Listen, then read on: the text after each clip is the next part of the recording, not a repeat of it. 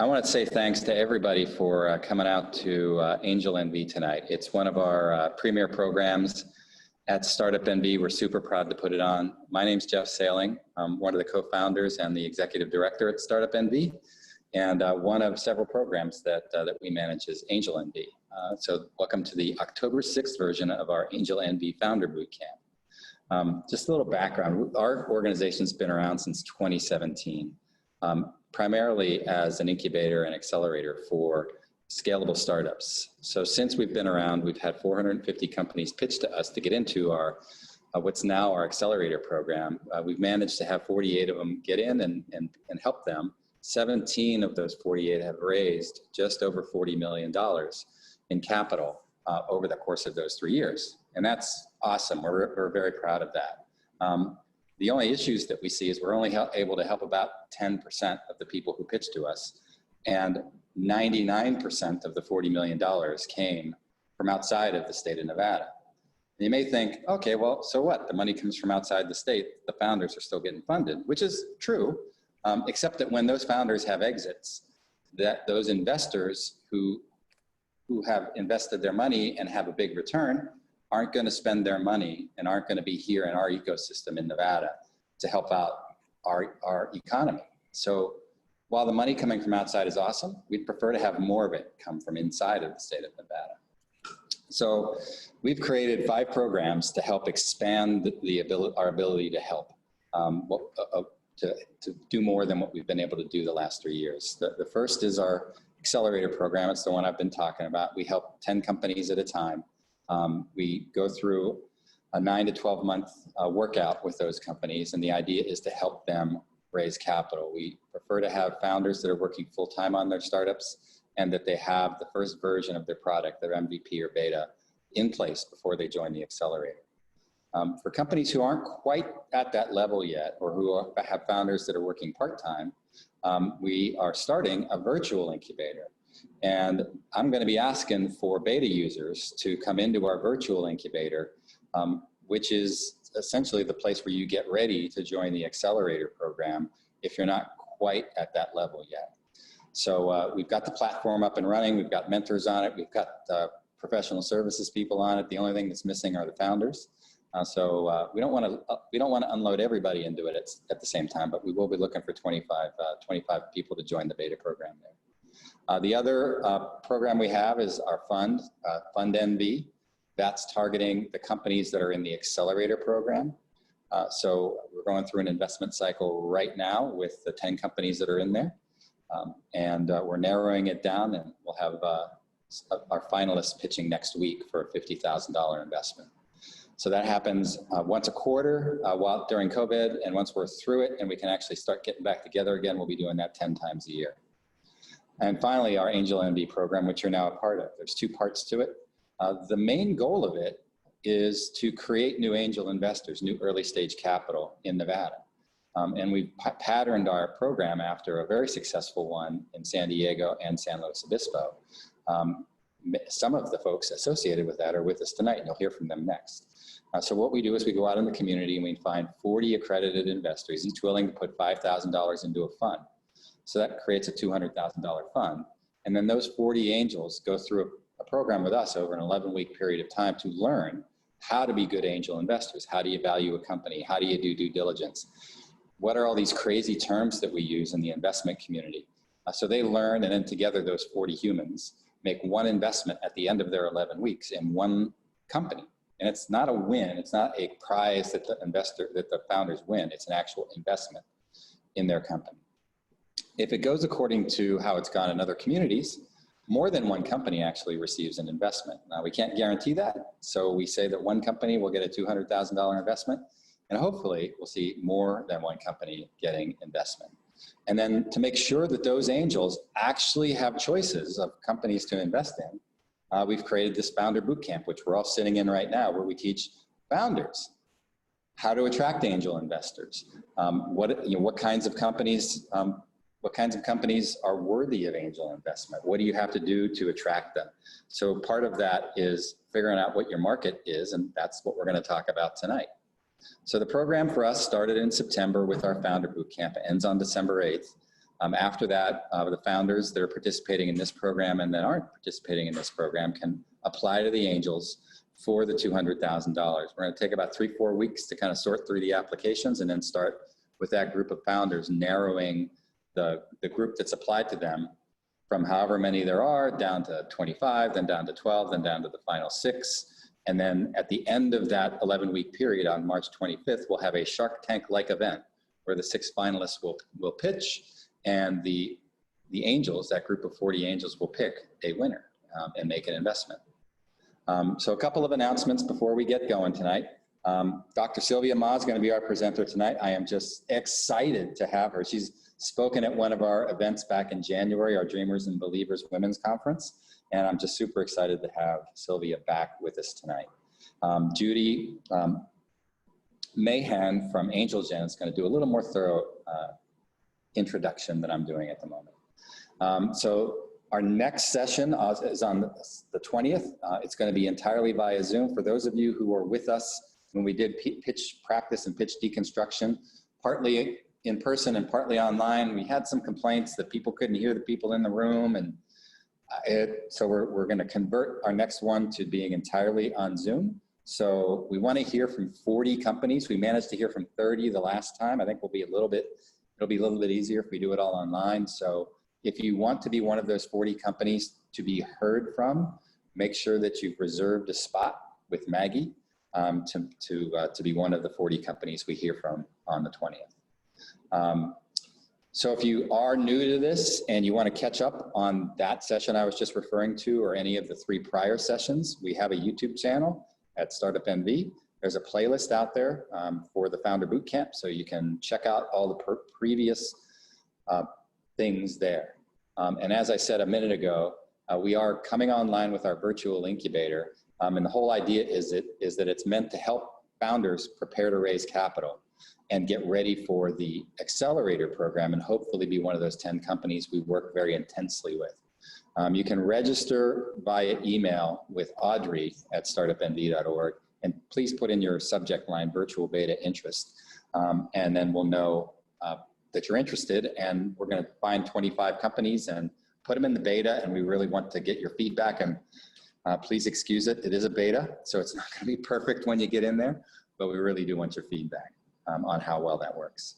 And then thank you to our sponsors. We have companies that have put some money and their time and their products to work for us. Assure is the company that's doing all of the back office work for the Angels. They're forming the funds. They're doing all the accounting and the legal work for them. They have a product called Glassboard. So if you are an Angel or an Angel group, check out Assure. They're awesome. Carta manages cap tables for founders. Silicon Valley Bank is one of the most flexible banks and the ones that do makes it super easy for Angel groups to do their investing. Arsentia was one of our first presenters. They actually have a professional services group that helps founders, and they have a tool that many of you probably started to use to create an investor summary so that you can send out all the summarized information about your startup. City of Las Vegas provides us with this gorgeous facility and many other things. The SBDC is a big backer of what we do. We do a lot of work in the community with them. And then our community partners, the Urban Chamber, the Latin Chamber, LVGEA, and SCORE in Las Vegas. Thanks to them for helping us out. So I'm going to stop sharing now. I'm going to pass the baton to Judy. Judy's going to take us through the rest of the introductions and then hand it off to Silvia. Hi, Judy. Thank you, Jeff. Thank you very much. So I'm just going to do an in-person introduction. Dr. Silvia Mah has been actively involved in the startup world for many years. She is currently the director of the Center for Peace and Commerce. It's a social innovation institute, finding solutions for peace and justice challenges. Silvia is a very active startup investor through different funds that she's involved with, Hera Angels, Next Wave Impact, Stella Labs. She has also spearheaded the creation of accelerator programs, incubator programs in Southern California. We're extremely lucky to have Silvia here today with us. And today, as Jeff mentioned, we have done a few sessions with founders already. We did one session, we did an overview of the pitch deck template, the investor pitch deck, and we focused on the use of funds. How much is it that you're raising for your startup, and what are you using those funds for? Today, we're going to, again, focus on a specific area of the pitch deck template.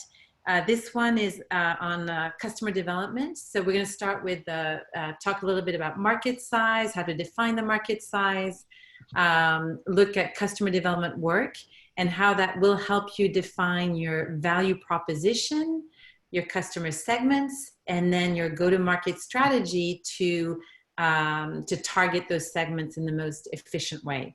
So without too much, without further ado, Silvia, if you're ready to join us, I'll let you take the lead and take it from there. Thank you so much. Perfect. Thank you so much for having me. I'm excited to be amongst you. We have some great people in the audience. Thank you for braving the streets and coming out here with your masks and with your yeah, I know. I'm like, oh, put them back on. No, just kidding. You guys are wonderfully distanced, and yes, and so excited to hear from you guys. I'm very interactive, so we have about 60 participants on the call, so I'm super excited about that. And I am pretty much of a very, I'm Latina and Italian. I have to talk. I need to have like community. I need you to interact with me. So I know that the people that introduced everything, so thank you so much, said please use a chat. Please use a chat. I'm letting you know, please, please, please. I'm here as a resource for any questions that you may have. Thank you so much for introducing me and introducing the actual topic that we're working on. So markets is, the market size is really important, and we're gonna be working on that. Then we're gonna go into more of the competitive landscape, some SWOT analysis, the competition in general, and also your customer and value proposition. So that's a lot to cover, right? So it's going to be like flying over in an airplane, but I'm here to answer questions. Let me get through a couple of things, and then you can ask away. I want examples as well. So if you have a company, maybe I'll call on a couple of you saying, hey, you know what, raise your hand, let me know, is this something that's confusing to you? Or hey, you know your market, and let's talk about that, right? So that's really important to have that engagement. So everybody's good to go. I want some thumbs up in the audience. I can see you guys. Yes, I love it. Wonderful. So I'm going to share my screen right now. I just want to go back to where, you know, whenever you have to share your screen, you have to make sure that the right screen is what you're sharing. So let me get there. Wonderful. And here we go. So it's a pretty long presentation, but please, please, please stop me along the way.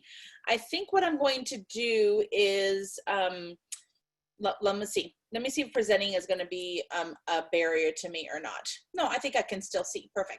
So the only thing I don't see, whoever is on the call, I can't know. I am going to go back to, give me 1 second. I'm going to go back to sharing it as not presentation mode, because I have learned the hard way that you cannot see the chat. So just give me 1 second while I fix this really quick and make this a little bit bigger, and I'm ready to go.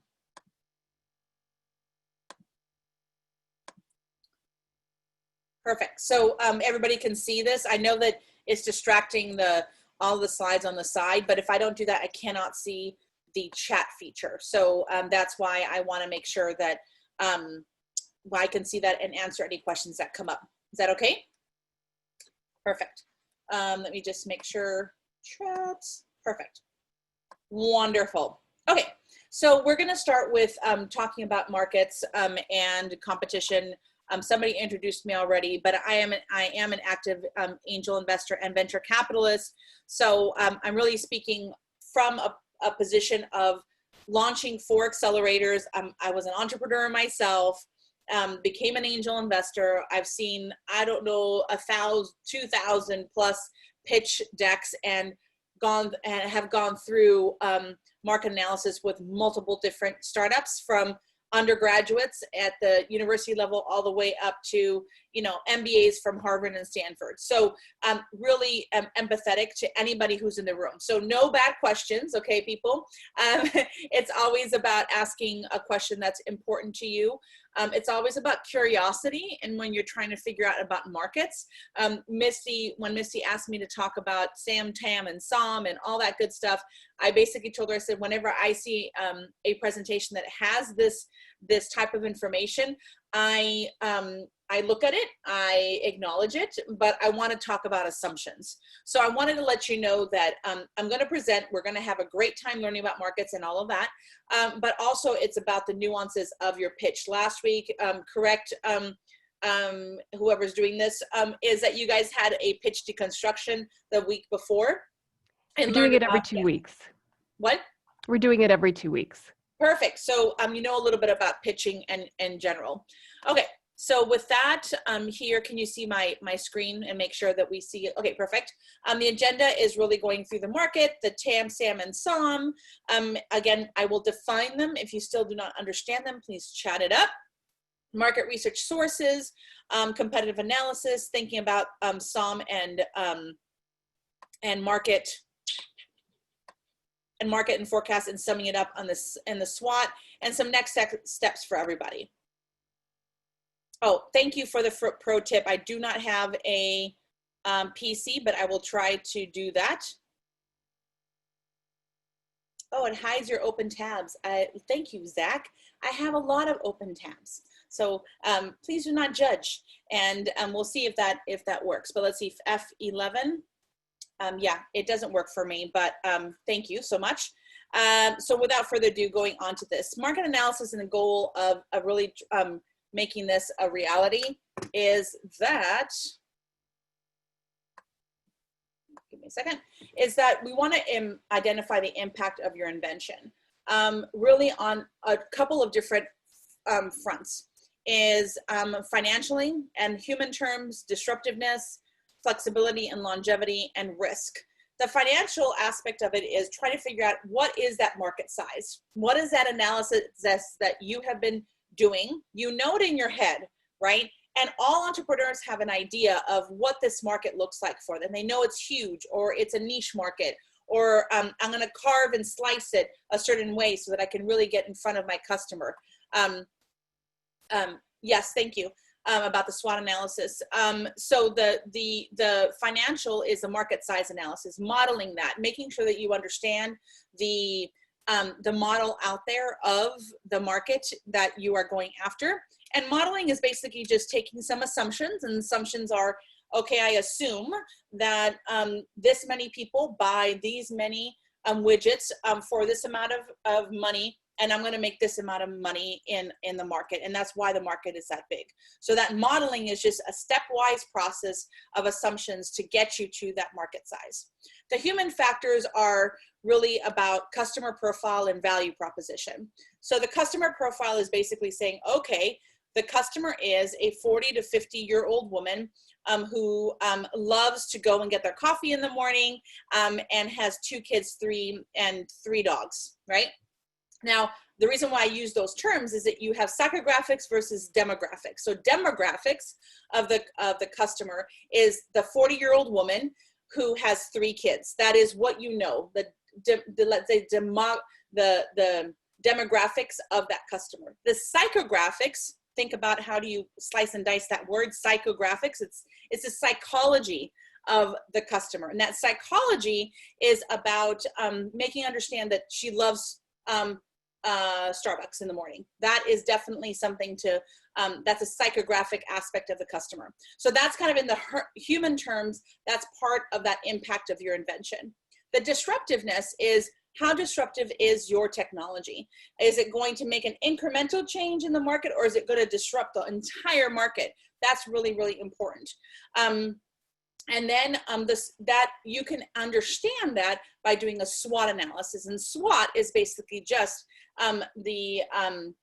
it's an acronym. So it's strengths for S, weaknesses for W, opportunities for O, and threats as T. So SWOT is strengths, weaknesses, opportunities, and threats. We will go into the definitions of all of that, internal versus external to your company, all of that. We're going to go through that. So that's something that you cover in an MBA school, but you know what? We're going to do it tonight. So we're really excited. The flexibility and longevity is additional markets, is really finding out what are the pieces that you're going to go after first. That is called your beachhead market. So the beachhead market is what's the market that you're going to go after first, hence the beachhead that you're going to go into as you're going out on the beach. And then basically all the additional markets are what this slide says bowling pin, is that if you hit one, more of them are going to go, but you're going to have a strategy for those different markets. The investor is going to want to know what's your first market, what's your beachhead, and what is the longevity of that market going forwards. So that's another piece. The risk is basically what are the risks that you have as a company or as a founder. And that is something that's important whenever you're talking about, you know, growth metrics and pricing and margins. All of that is understanding your risks. Now, entrepreneurs out there, it's okay to know what your risks are. And it's okay to be able to explain what your risks are. You know what? The investor is going to see the risks in 1 second. 1 second, I can guarantee you. So that is how they're going to be reacting to a pitch or how you're going to be describing your market. They're going to see it right away. And if you can say, yes, I know my risk, but how I'm going to mitigate it is very important. So you're saying, well, I have a risk, or I don't have any risks, or I have no competitors. Never say that, right? So no competitors, no way. You always have competitors. You always have risks, but how you mitigate it and how you go after the competitors is what's going to make you so unique that investor is going to say, they know their market, they know the size, they know where they're going to go after, and they're going to capture this market because they understand the customer and they understand the breadth of that market. So I wanted to kind of start this off on a very broad ranging view of things, because you're going to have an idea of, oh, okay, I need to plug in certain things into this equation that has a lot of, acronyms and crazy words. My first language is not English. Hello. It's very hard to go after all of these words, but knowing why you're doing that and the structure and the strategy behind it is super important. So I spent a lot of time on that and wanted to make sure everybody was okay with that. So the next part of it is, the market analysis goals is the confidence, making sure that you as a founder have, you understand it and you're confident with a market. So the customer, really you're trying, the Sam, Tom, all that good stuff, we're going to be talking about it in a little bit, but that's basically saying you're segmenting the market so that you are grouping the customers into targets. You're trying to figure out, and that's why it looks kind of like a target. I don't think it really, that's the reason why, but there's one way of kind of thinking about it that way. You have a target, you're looking at a specific customer, and you're going after that based on the segmentation that you're doing of the market.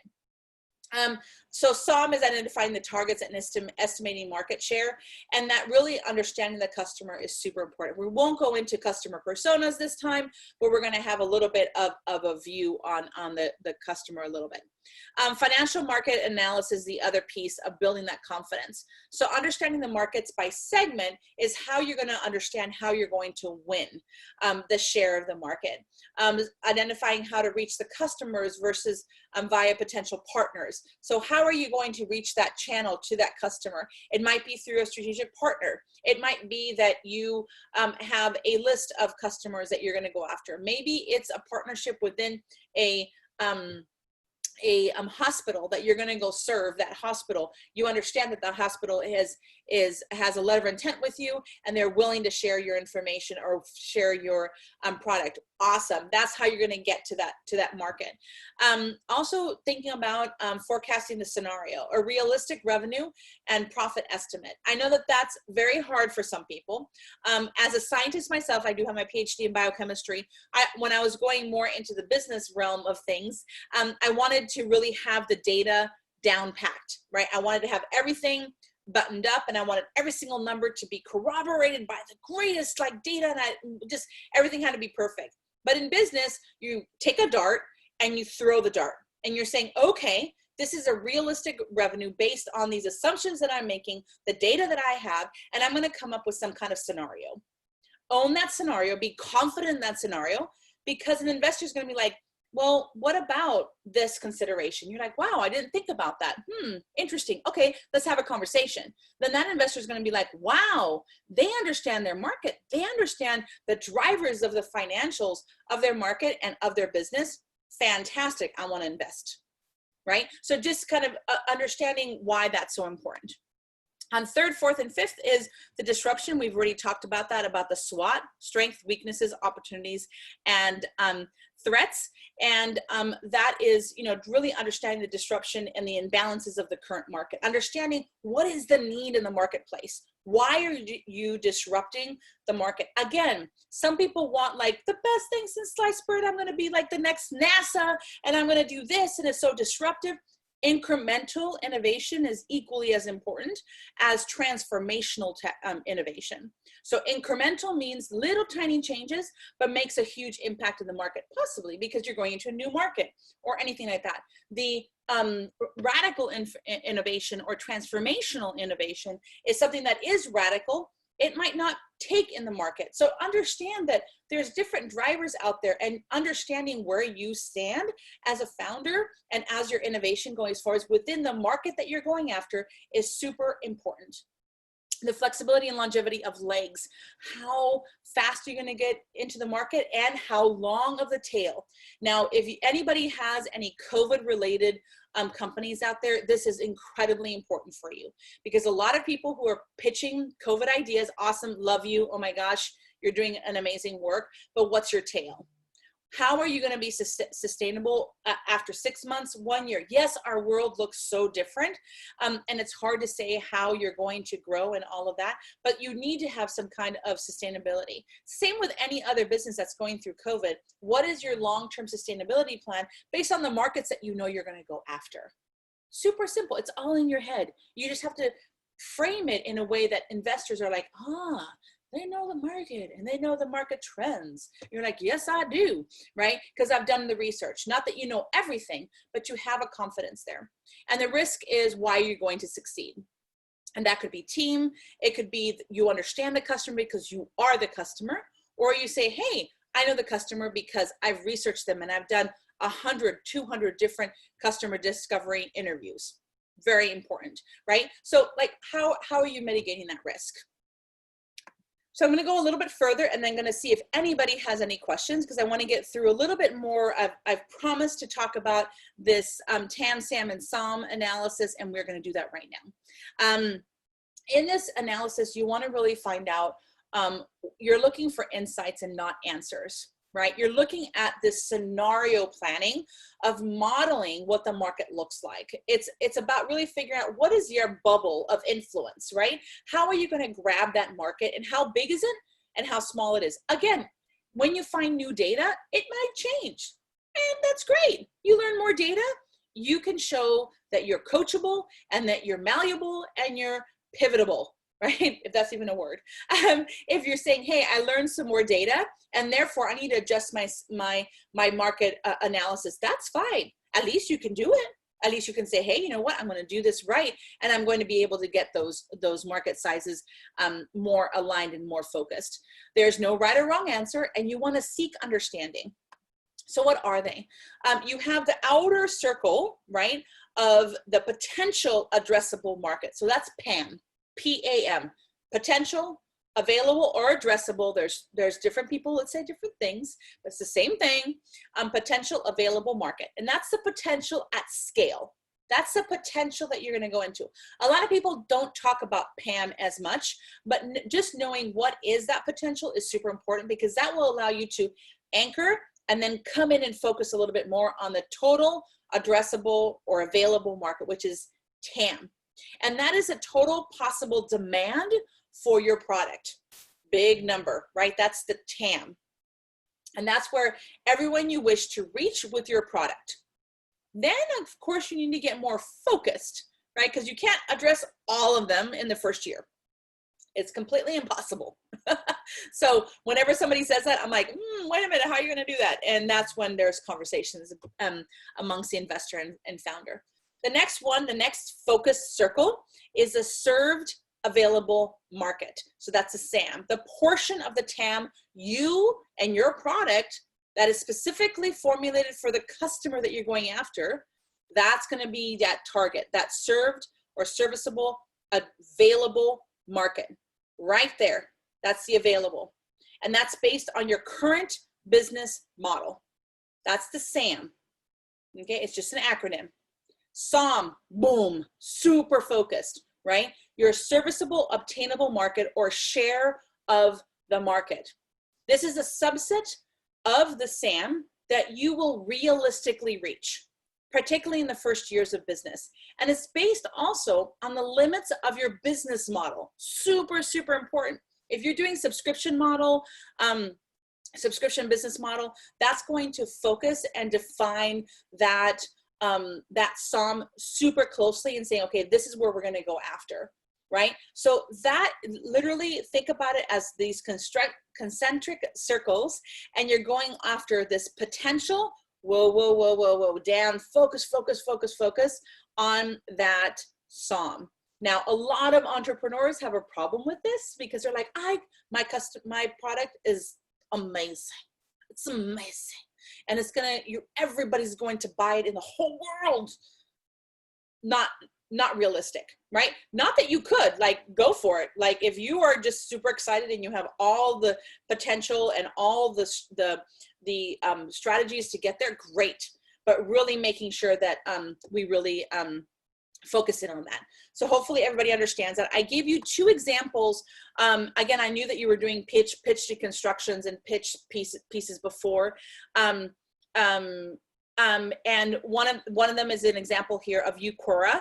That is one of my portfolio companies. It is a UTI prevention drink mix. And she basically says, okay, there's a $51.3 billion projected women's healthcare market.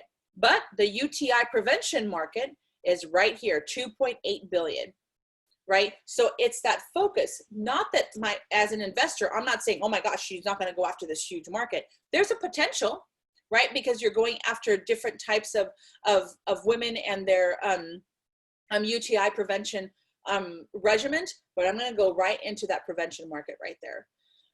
And then the next example that I'm going to give you is the Van Life app, another portfolio company of mine.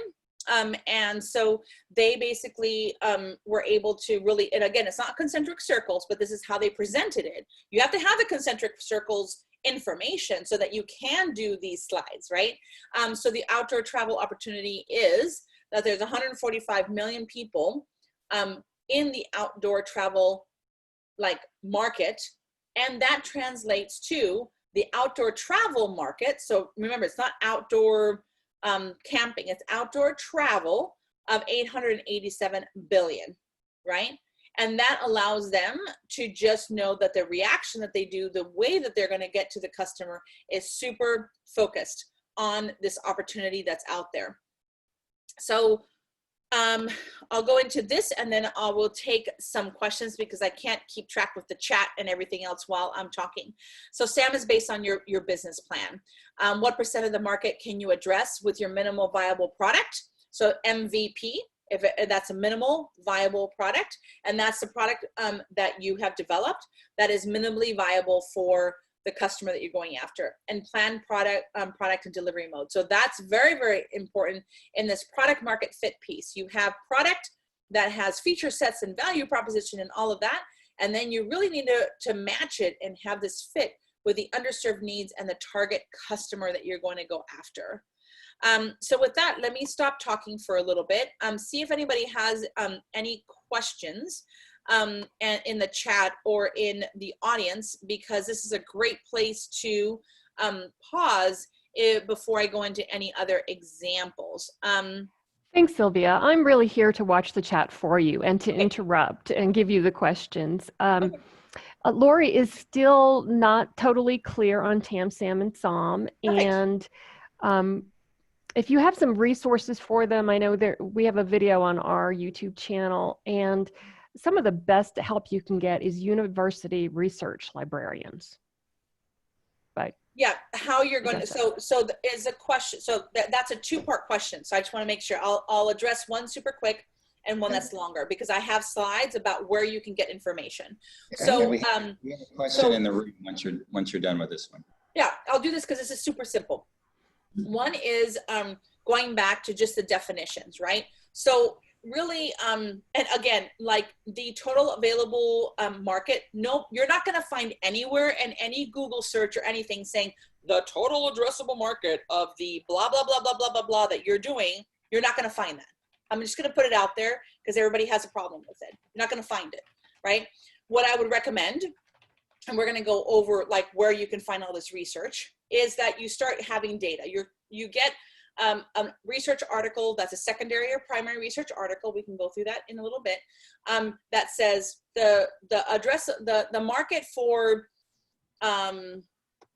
medical devices that are attached to your skin or like are like Band-Aids is this much. Then I would just write it down in a spreadsheet and keep on going, keep on getting all that information, because that's what's going to allow you to understand where you are. Now you can do more research and we'll go into like where you're going to find that. That's like the how, right? Like, I think that that's what you were going towards, Maggie, of where you can find that information at universities, at libraries, and I will go through that. The the TAM, SAM, and SOM, the definitions, let me go into that. That's a second piece, is that you're not going to find somebody that tells you this is your TAM. You need to basically, as the founder, own that this is my business model and this is what my TAMs, SAM, and SOM are about. I can guarantee you that any founder who's done a considerable amount of research and has put the dart down on their SAM, they're going to know more about the research behind that data point more than anybody else in the room, right? So own it. Say, this is where I'm at. And if you find more information through your data, or if let's say you're talking to an expert or an investor in the field, then you can actually maybe change it a little bit. But you really need to set up what that looks like, right? So hopefully that answers your question. Lori, I think it was Lori, who, what are the definitions? Yes, and so the reason I bring up the research librarians is because if you're going to a public university, they will help the public. That's part of what they do, and they have access to databases that the layperson doesn't, and they pay a lot of money for it. So to get your PAM and TAM, they can definitely help you with that. Mm-hmm. Sylvia, Jeff has a question in the room. Let me ask you one before we go to him. Yeah. Matthew Brill is asking, why would you target the SAM with your MVP and not the SOM? Mm-hmm. Wouldn't the core features established in your MVP be better targeted at what I assume will be your super users? Yeah, that's a great question. I would power say, users. Yeah, the power users, I mean, the SOM is really where, so you're asking that probably because of what I said, the portion of TAM you will target. It's based on what your current business model is. So your business model is, again, I'm going to go back to subscription because it's the easiest one to kind of wrap your head around. You have a subscription model and you're going to go after that current model, and that's a SAM. The SOM is based on your practical limits of your business model. Like, you can't reach nobody's going to be buying 100 subscription models. There is a limit, and there is a limit to the business model. And like you were asking your MVP, there's a limit to that. That is that focus in on the SOM. So SOM is where you really are doing those power users, the ones that are really driving your business model. That's what that is for. Does that make sense? I think so. Allie is also asking, isn't the SAM or the SOM just a percentage of SAM? It is, but you can't pull that percentage out of your butt. Exactly, and we can talk about that later. Let me just see if I have this up right now. I can go on into it later, but yes, you cannot pull it out of thin air, let's say it that way. And especially whenever you're having a presentation. So one thing is to start off your research and you have a number, right? The SAM. And then you say, oh, I think the SOM is probably 2% of SAM or whatever like that. That's fine to do it in your head, so that when you corroborate it with data and that you corroborate it with research articles and other pieces of data that you get from different sources, when you put all that together and you get a number, it might be the percentage that you started off with, but you wouldn't say that in a presentation because every single investor is always told the same percentage. It's about really understanding your market and that product market fit that allows you to say a really concrete number for that market. Does that make sense? Yeah. Okay. Let's do Jeff's in-person question, and then we've got like 16 new messages I haven't even read yet. So I know I've been trying to see if I can answer some of them in a group.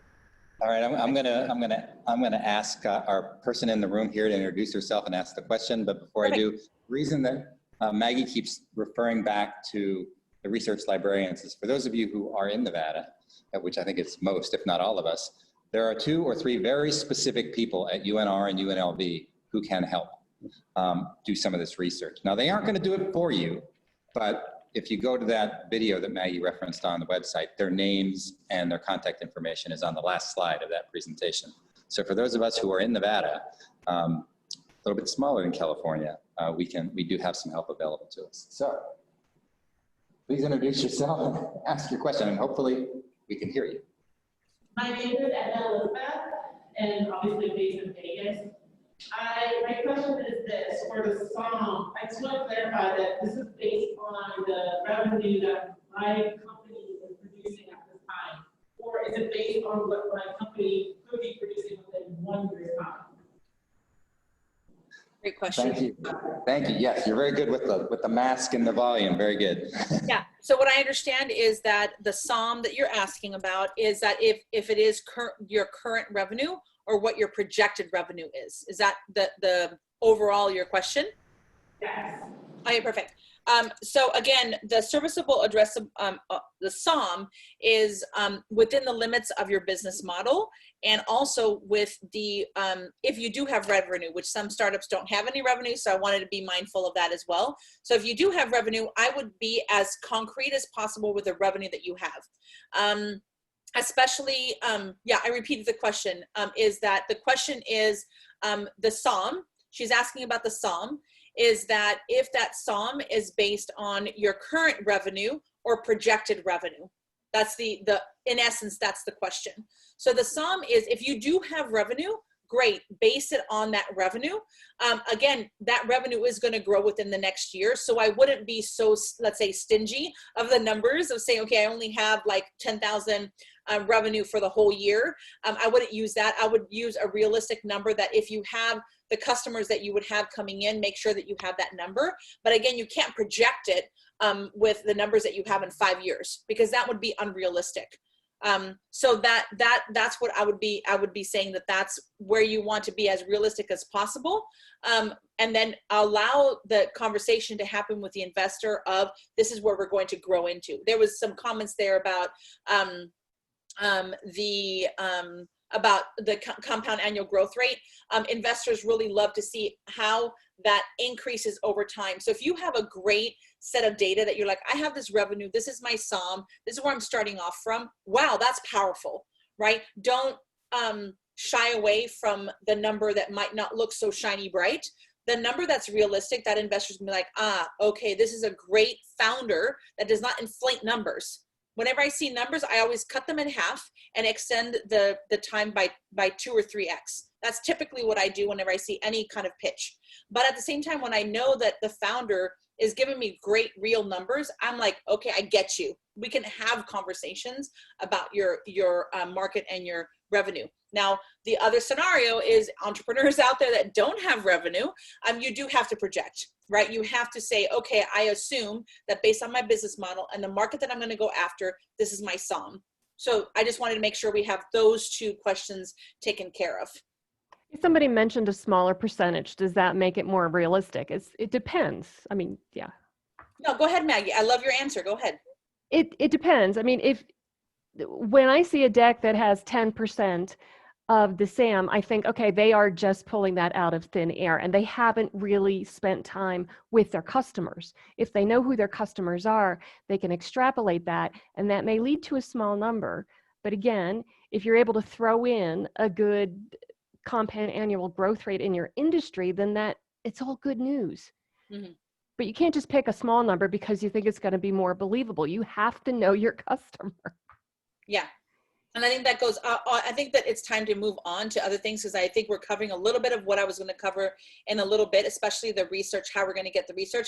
I wanted to AJ COVID, because I just want to make sure that we cover a little bit of the COVID significance, let's say, for the SAM and SOM. Now, we are living in unprecedented times.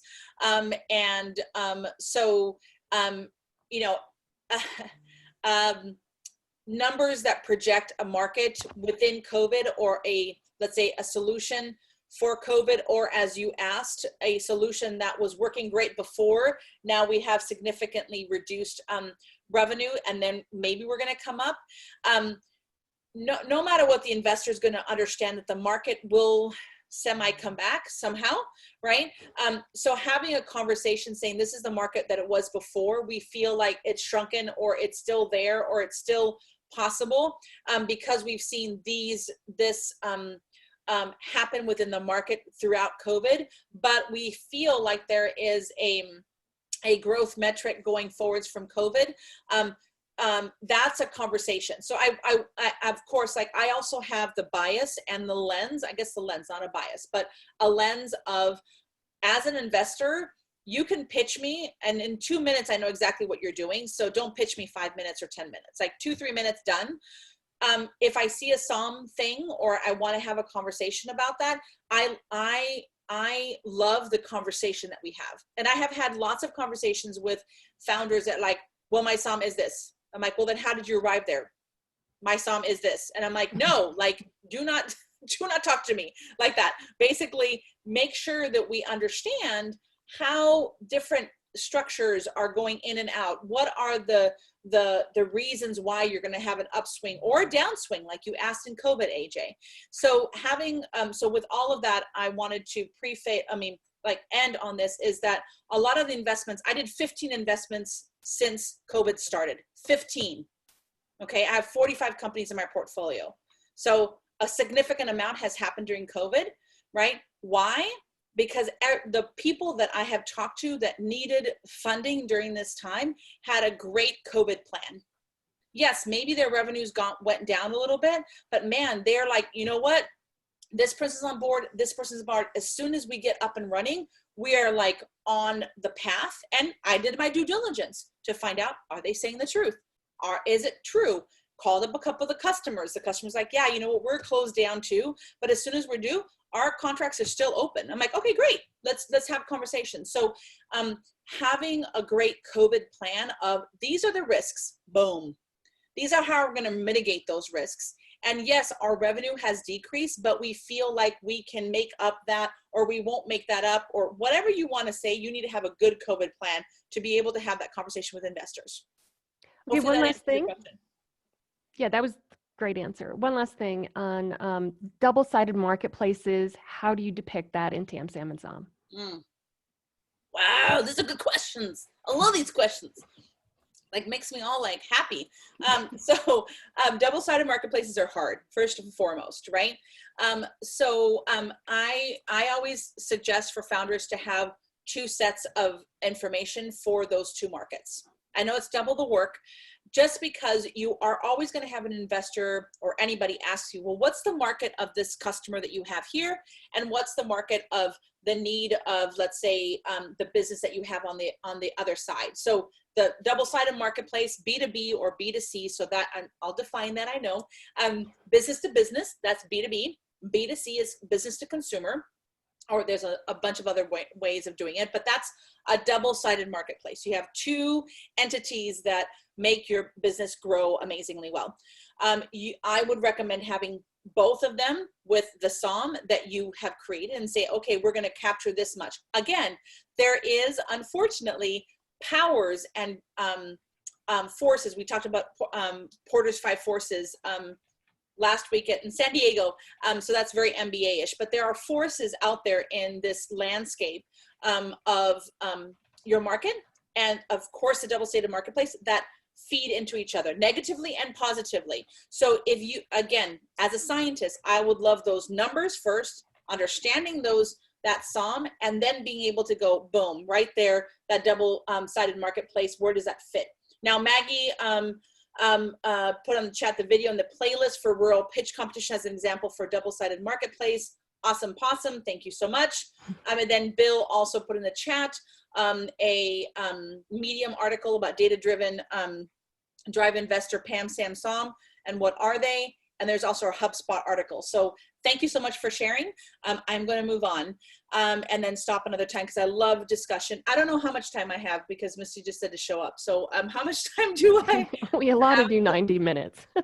Oh, okay. Oh my gosh. Then I'm almost done. Woo! That's so fast. No. You can go to about 8. No. Well, let's shoot for a break right around 7 to give everybody 10 minutes to stretch their legs and then come back with whatever we got after that. 7 minutes would be 30 minutes from now. No, 7 p.m. 7 p.m. For a break, but then you get to talk more. But then you get to talk and we can ask questions. Okay, perfect. With that, I think we've talked a lot about examples. So I'm not going to go through this again like this. I also wanted to let everybody know this is a combo slide deck from a colleague of Misty's from Cleland Marketing and what we've developed for San Diego Conference and the multiple years that I've been teaching. A little bit of that, I'll just skip these pieces. So we have talked about this, what portion of the market available? Yes, we've done all that. Okay, so I wanted to just reiterate, you want to seek understanding. You're not trying to find exactly that number, but you want to create a model. So I talked about that spreadsheet, making sure that you have certain numbers, you have great pieces of information. I love that Maggie and the team shared that there's a university, the resources that you have. Also, there are some women's business centers and SBDCs that also, if you give them enough time, they can run market analysis for you and help you through that. So there are people that will allow you to and help you with that model. But if you're scrappy and you want to do it yourself tonight, because you're so excited after we talked about it, you can really just go on Google and start your spreadsheet right away and get some numbers in there. So without that, wanted to go into a little bit of the market resources and sources out there that you can have, you can find information. So that was the other big question that we had at the very beginning, right? Is what are the definition, but how do we get that? I talked about primary and secondary sources of information. So this right here, these types of information right here is primary. So primary research is that you're finding from the census data. You're trying to find information from reports, something that gives you data from the primary source. That's why it's called primary research. Secondary research is like, let's say, a Forbes article or an entrepreneurship article or an Inc. article that has those numbers. And that's okay, right? Because some entrepreneurs just need to have that kind of impetus first to say, hey, I'm going to read an entrepreneur article about this. Oh, I have some numbers here. Put it in the spreadsheet. Put the source down, keep on going, keep on going, keep on going. Because sometimes when you go into the census data, you don't even know what to put in there. You don't even know what to search for. So think about it as just typical Google searches. Go have a field day and find some data around it. So industry profiles, market research reports, news articles, industry associations, and census data. I want to kind of dive into the industry profiles. I think that, okay, no, the industry profiles and the industry associations. So industry profiles are, let's say if I'm in the space of, I'm going to go back to medical devices, and I know that Siemens is a huge company in that arena. I will go onto the Siemens page and website and find their investor information. If they're a publicly traded company or not publicly traded, that's a whole other ball of wax. But if they're a publicly traded company, you can find their reports, their annual reports. awesome pieces of data in there because they spent a lot of money on that. And why not learn from them? So I usually download those. I go through them. I love seeing their financials too, because then I can get some idea of like where their pricing is possibly and how they're thinking strategically. But there's a whole information in there about this, sometimes about the industry, right? Why they're going after that industry, or if they've like merged with another company or they acquired a different company. Usually that data is in annual reports. Like there's a treasure trove full of awesome data that people don't know about. So go after that. Industry associations are about, industry associations that are like professional organizations usually have some kind of annual report or a conference that they're at, and they go through and they send out that information. Sometimes they have resources right on their website. So industry associations would be, let's say, medical device, like the Medical Device Association of the United States, whatever that is. And they usually have some resources there that they can share. Next is, we have some, perfect. Market information sources. So there's other places that you can find information about, let's say, the units sold by a company or the revenue or growth rates. And that is sometimes some free financial investor analysis, sometimes business and trade journals, sometimes press releases also have that, because it has to be super factual. And it usually has a little footnote and you can look that up. So look at different ways that you can get information out there. Again, at the very top, it says paid industry profiles. Before you pay for anything, make sure you look at the free resources that we've mentioned today. There's a lot out there. So a little bit about the SOM. How are you going to get to know that SOM is really know your competition, and also that's defined by your customer. Who is your customer? I'm going to be talking a little bit about customer persona, but not as much this time because that's not for today. But we're going to be going over competition a little bit right now, because that will allow you to really understand what your SOM is, and you can learn from your competition what that looks like. So I would really highly recommend that you create a short list of competitors, direct and indirect. This is important to really understand who are the direct customers, direct competitors of your venture.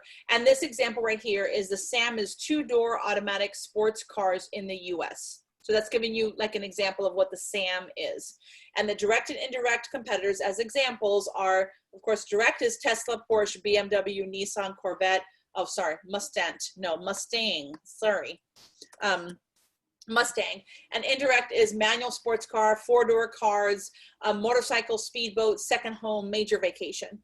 So really that indirect is really understanding about really knowing what else would somebody buy that's not buying a 2-door. Like what, and if you're looking at, let's say like your customer is a person, how are they interacting with their whole entire, let's say, set of dollars that they have per year? That's another way of kind of thinking about it. So direct is like they're going to buy a Tesla or a Porsche, or a BMW or a Nissan, but indirect is like they're going to buy a Tesla, or they might buy a 4-door, or they might do a vacation, or they might buy a second home. So that's why that indirect example is there.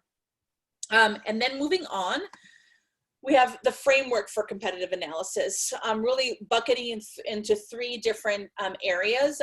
You can really understand the competitive analysis and the competitive landscape that you're dealing with your venture and your startup. So financial, customer markets, and operational. So you can really look at the financials and look at all of these pieces here: revenues, ratio, growth, investment areas.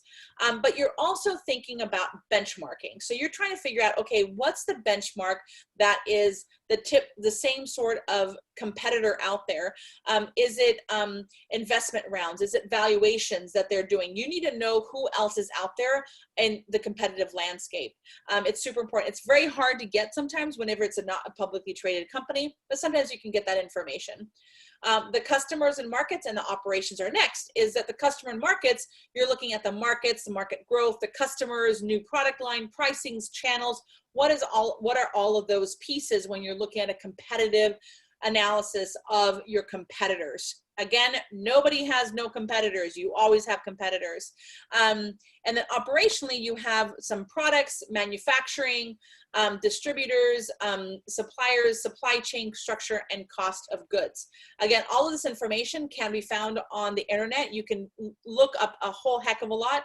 Thank you, Startup Genie, of saying Crunchbase and PitchBook. I have examples of that later on, of looking at the same example of this two-door car. We're going to go over so that you can see the screenshots so that you're going to be all ready to go going forwards. A little bit more about competitive analysis is that because I know you're creating slides, there's two ways of looking at the competitive analysis. Is that if you're looking at, let's say, for example, you're looking at these at the vertical of customer and markets, because we've already gone through 5 that you should be looking at. So you're going to take one that's customer and markets and say, okay, the competitors out there really compete on performance and pricing, right? So you create a matrix here of more convenient to less convenient of the competition, less expensive to more expensive of the competition.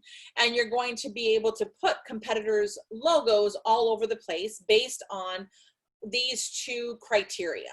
And not that all, of course, other criteria might be as exciting and as important, but where you really want to make sure, how do you stand out in the top right quadrant to make sure that you are the one that stands out. Again, it's always top right. That you want to stand out in that matrix. And so you're kind of allowing that the investor or whoever you're talking to understand where the other competitors lie. Another way of doing it that you've seen probably is taking those competitors and say, it's a tiny little competitor. So you do a little circle, right? Let's say take the top left competitor logo A, right? It's a tiny little competitor like this. And maybe the competitor on the bottom right is Walmart. Well, there's going to be a bigger circle. So you can also use a 3D type of scenario of this price matrix, because I know some people have seen that, not just logos, but of circles to show the largeness of that competitor or how much they are taking up in the market, so that you can really understand, while you're just seeing this one chart, you can really understand where the competitive landscape is. So hopefully that is beneficial to you. And another way of doing it is, and I'm sorry this is pixelated, but the competitive landscape can be done like this. You've probably seen this. You have, you know, your thing is right here, right? On the far right is you do all of these things, which all of these things are your features right here, right? And all of these other competitors, Pinterest, Telly, and I can't read that third one, they don't do it, right? So you really want to showcase that you have all these features, you have all these benefits to the customer, not just features, but really trying to figure out what is the benefit to the customer. We talk about that a little bit later. That's where you need to really find that kind of piece of information. So without that, so going forwards, another piece, and of course we've already been putting to the chat. Thank you, David. Thank you, Startup Genie, about putting some information in there. But these are other information resources to be able to obtain enough information to create those charts that we just saw, right? So of course, I already said annual reports, articles in business and trade journals. LinkedIn is like my mode. When whoever wants to connect with me, LinkedIn is my thing. And I also find a lot of my sources on LinkedIn from articles and people, you know, showcasing what they're doing. PitchBook, CB Insights are great resources. Crunchbase is a great research. Dun & Bradstreet, Hoover's is a really important source, and Kickstarter also for the ones that are really early stage. So we added that Kickstarter and Indiegogo because usually these startup companies that, let's say you're, again, in the medical device space, you can really, thank you, Maggie, for putting my LinkedIn on the chat. Kickstarter, Indiegogo have companies that, let's say, are in your space. Well, go check them out. They might say, the market size is this much. Boom, you've done your research. You already have it there. Also, other ways of how they segment different pieces of the market. Let's say in medical devices, there might be consumer medical devices and hospital medical device, whatever that is. They might have it in groups, and you're like, oh, that informs me to how do I group the competitors. Interesting, right? So again, it's a quest for knowledge, a quest for data. Not that you have the data or have the answers. You're always on a quest. You're always curious to see, what do I know about my market? What do I know about my customers? And how do I build out why I am amazing, right? And how I'm going to win in this market. So a couple more slides. I know that we're reaching to a point to move around. Another piece of this is you can also look at it of financial competitive analysis.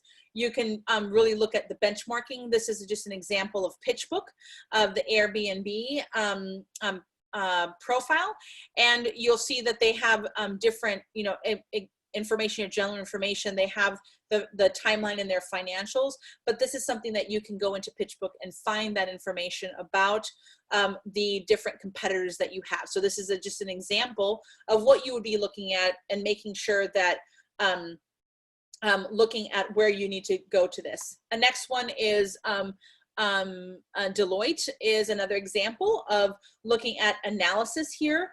The 2020 renewable energy industry outlook. You can have that information.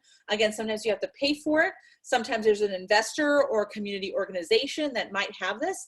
As an investor myself, whenever I'm doing even due diligence, and I need to find out a little bit more of the market and make sure that the market that the founder is saying is correct, right? I go in and I just look at maybe sometimes the abstract of these reports. Sometimes the abstract has enough information for you to glean that data, put it in a spreadsheet, and know that, oh, I got it from Deloitte. They know what they're talking about. You might not need the whole report because you're looking for a specific data set, and it's right there in the abstract. So don't forget about that.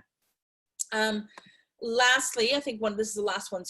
Crunchbase is another one. This is what Crunchbase looks like. Sorry for to move that over. But this is allowing you to understand, if you were doing that SAM analysis of Tesla, you would go into this and say, okay, Tesla is doing great. That has a summary. They have some financials.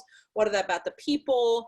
They have the funding amount that they received. So that's important whenever you're doing a competitive analysis or you're trying to figure out your competitors and you're trying to figure out what's your valuation.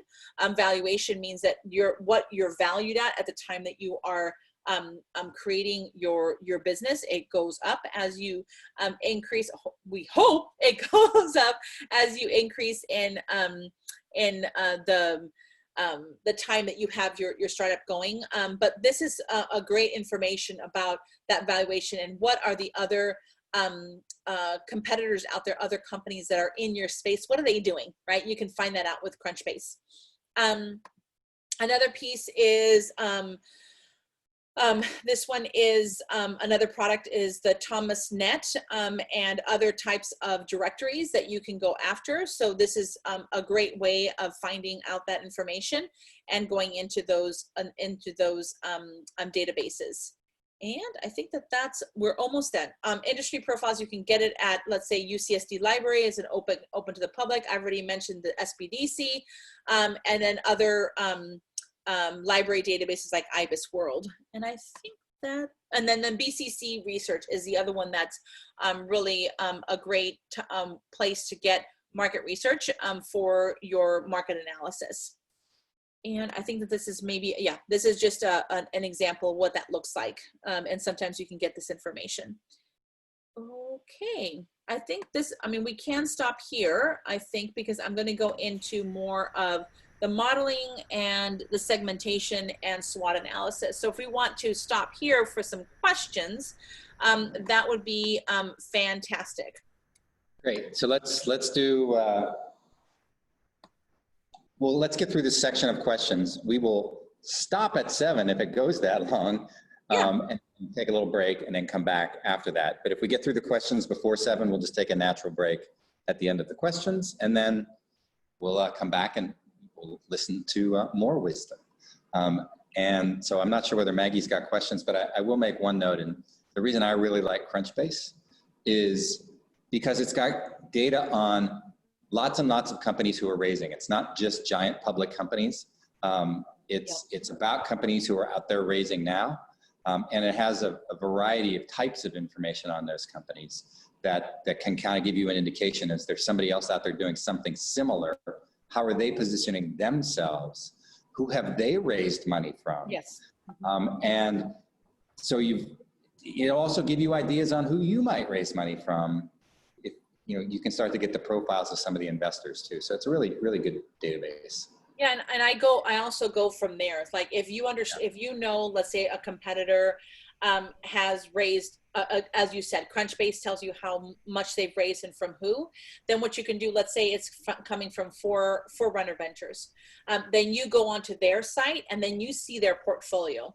And then you make sure that you understand the investment thesis, and you're like, oh, their investment thesis is all around medical devices. Wow, I would love to go and talk to them about it. Or you see a portfolio of companies, and maybe it is I'm going back to like the Band-Aid medical device.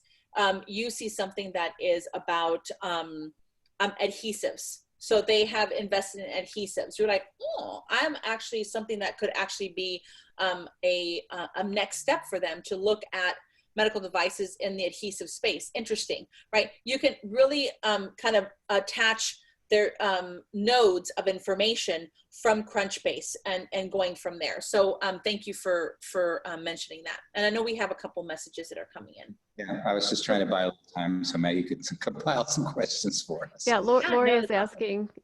Lori is asking about if you can't find data on your specific idea, just general.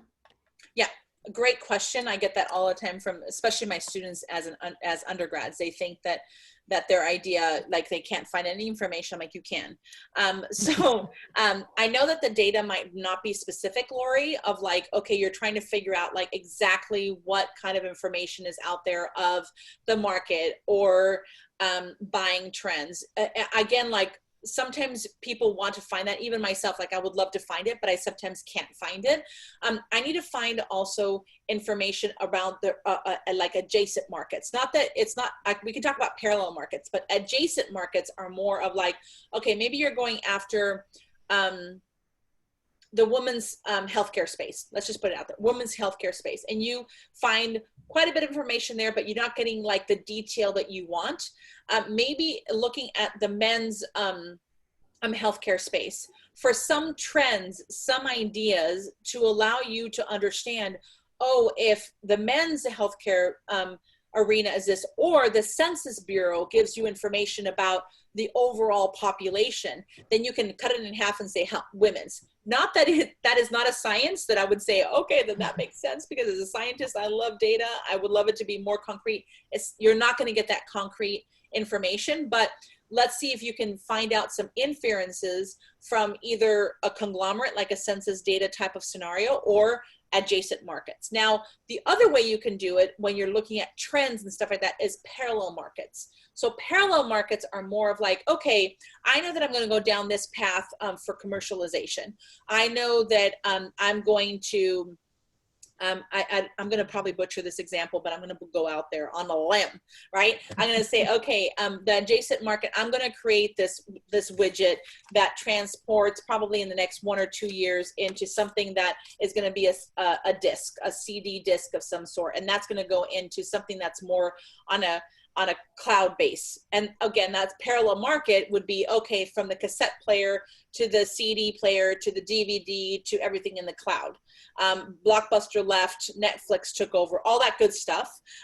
Again, that's a huge like look at multiple years of something being developed, but you can find certain things like that in parallel markets that might not be your own, based on the widget that you're trying to create, but you can glean inferences from that. That's important as well. So it's not that you need to find the exact thing that you need. You might find enough that you can build your own scenario. Again, going back to that confidence at the very beginning, is that you're going to have enough data and enough research underneath in your pockets to be able to make the best case scenario and have the best assumptions that you can with the data that you have. And you're going to know your business the best. And you're going to be like, this is what I'm going to put forwards. Own it, girl. Like, own it. And make sure that you know where that data comes from. And that answers Sean's question as well. One of our attendees is asking, how do you find specific investors that invest in a particular field, consumer projects, for example? Okay, that was, is that from here? It's in the question and answers, the long one. Okay, the long one, yes. Okay. From Scott. From SWOT. So I'm trying to Q&A, not chat. Q&A, not chat. Oh, okay, Q&A. Sorry about that. Oh, perfect. Oh, there. I'm looking at two different things. Okay. Yes, wonderful. Sorry, Scott. I couldn't find it. I want to make sure that I read your whole question, and the people in the audience too need to know too. So we have an order major retailer, blah blah blah. Our MVP production is done. How do you find consumer projects investors to pitch to? Okay, perfect. Great question. If I don't know anything about, I mean, I know a little bit, I'm just going as fast as I can reading it. If I know that there is a competitor out there, or somebody or a company that's similar to yours, and you think that they would have investors, I would go on their website and see if I can find the investors that back them. Sometimes you can't find an information. Sometimes there's an investor tab that is kind of hidden at the very bottom of a website sometimes. And also another way of doing it is LinkedIn. So if they have a CEO or CSO or CFO or CMO or any of those acronyms, usually you can find them on LinkedIn, and they're like want to tout their own horns, which is great. We all do, right? So I would go on their LinkedIn and say, oh, who have they said that they got investment from? That's one way. Crunchbase, as we talked about earlier, usually companies that have had some kind of investment have their Crunchbase information, who is their investor, and then I would go and leapfrog into those investors that have invested in those companies. I would search for them. Usually investors have, if it's a VC firm or an angel group, they usually have their investment thesis out on their website. The investment thesis is, and probably Misty already went through this, but I'll just quickly go through it again. Investment thesis is what the thesis of how are they going to invest their money into different companies. So my investment thesis, just to give you an example, is I only invest in female-led businesses and people of color. At the very early stage seed round, I usually like to have not a board seat, but information rights, and I care about impact. So the DNA of the company must have an impact-driven value system. So I know that I have spelled out some other place, but that's typically my investment thesis. And you can find that, and that's how you would find those investors to pitch to. Another way of doing it too that I just thought about out loud is ACA. Angel Capital Association is a fantastic place to find a list of angel investors that are investing in the space. Usually they have information on there. VCs are a little bit more difficult to find just because they have their own websites. And there is like an American VC association. I know that they have a list there. It does take a lot of research. You should be able to spend the time to look up the houses, and then the individual investors are very often listed with what their specialty is.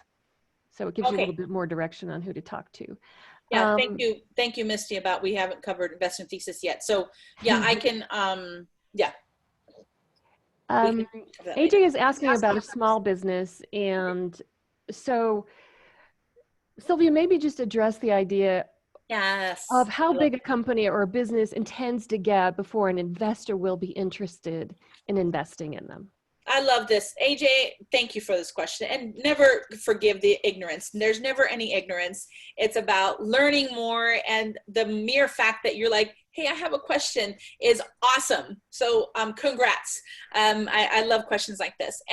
And one of the things is that there is, if you want, okay, so let me back up. A company is not like successful just because they have multiple rounds of funding through an angel round and a VC, and they have like the VC of the century from Silicon Valley investing in them. That's why we do what we're doing right now. That's why we're in Las Vegas. That's why we're in San Diego trying to raise more angel investors. That's my like soapbox moment. But I love your question because micro businesses do have a path, right? I, as an investor, even the path of you said that you have, so not you, but individual has one food truck and want to have 2 or 3. Bootstrapping is the awesome way to grow a business. Why? Because you don't have to answer to anybody. You can grow your company based on your customer, no matter what. You're going to have to do that anyways. For an investor, even super early stage, if you have a fancy schmancy, amazing, wonderful idea, you have to get customers in the door, right? Or a letter of intent if you're looking at life sciences, right? Somebody's gonna want, you need to get that community in back of you, that bootstrapping of those customers saying, yes, I want to buy from you, right? So no matter what, whatever industry you are, then I'm gonna focus in on your question about the micro trucks or the trucks and the micro businesses, is that it's okay to grow your business step by step, having bootstrapping it, making sure your customers are there. Now, there are opportunities out there that are more like loans. Like this company, I've also, there's other ways of investing, like in factoring. I'll define that in 2 seconds. Let me just kind of go through. Loans are awesome. Loans are a way that you go from 1 to 2 trucks because you don't have that capital to be able to invest yourself. Investors are not typically going to invest in a food truck business, but I've seen also people that are maybe in the food truck industry that have made it super well. They might be an investor of sorts that might invest in you. But that's very, very hard to find. That's why I go into the least common denominator, is that build your customer base to the point that you can. When you need to scale, look at loans.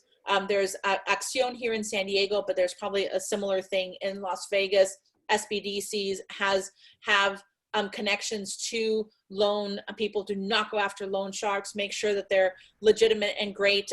Banks do that, do loans. And then the other piece is factoring. So if you're like in a business that is, let's say in the fashion industry, I'm just going to give you that example. I've factored 2 companies so far. Okay. So one of them, yes, question. I'm defining factoring. Is that okay? Yes, I forgot I was muted. I had an interruption. No problem. So I'll just define factoring so everybody knows. And I don't know if it happens in the food truck industry, so just kind of letting you out there. In different industries might be called different things, but factoring is typically that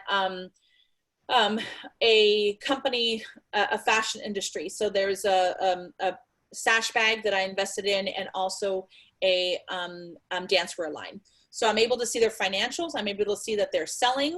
This is an early stage factoring. So I know that they're selling. I know they're selling out. So I basically fund their manufacturing run, and I know that I'm going to get a return on my investment. Either I'm going to get the principal back of just paying back the investment that I make, and a certain percentage of sales. So it happens 2 ways, is that one is I'm going to pay you back as an interest, like a typical loan.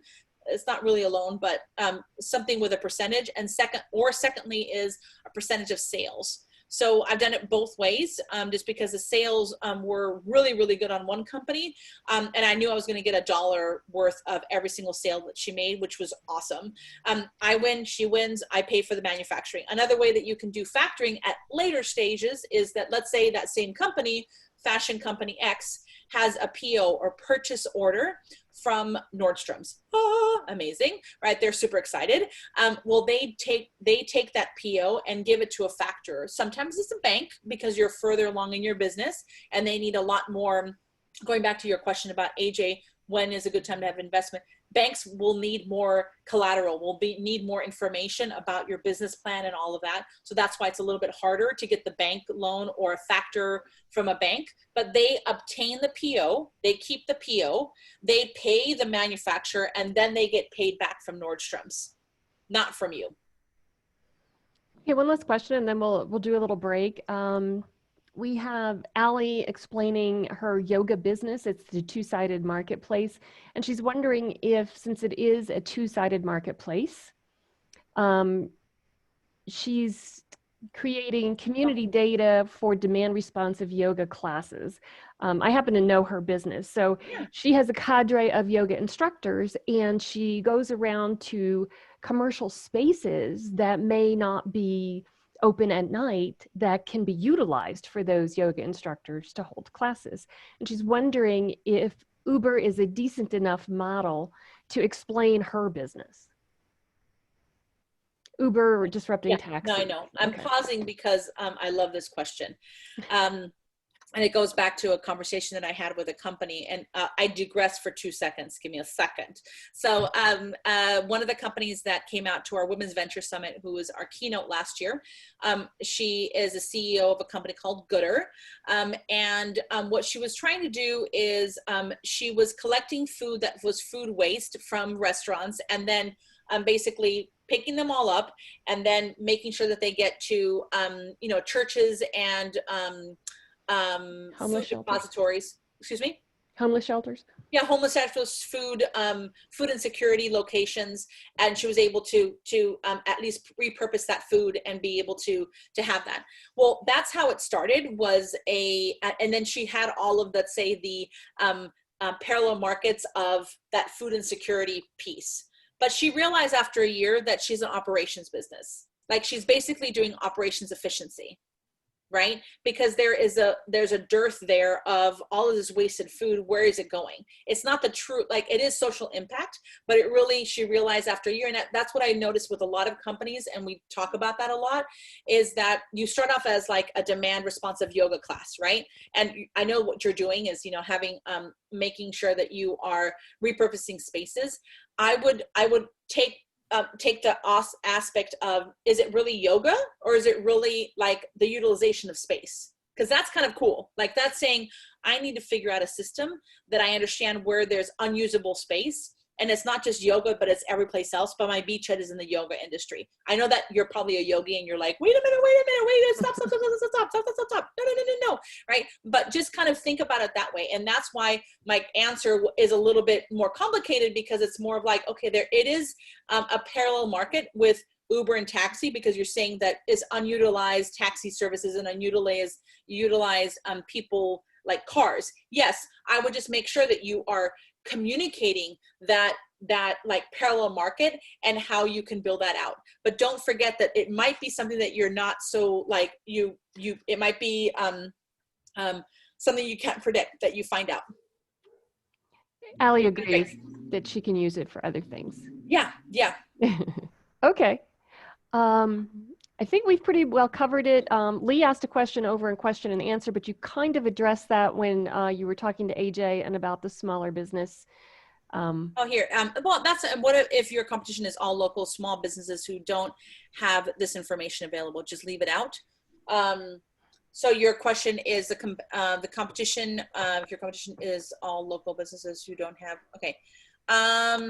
Oh yeah, so I think that what you're asking, and again, this is a good question. If I didn't answer it, like, ask again, right? So, but this is important because we touched on it a little bit, is that if your competition is, your competitors out there are small companies that you don't have a lot of data on. They're maybe not on Crunchbase. They might not be on different things.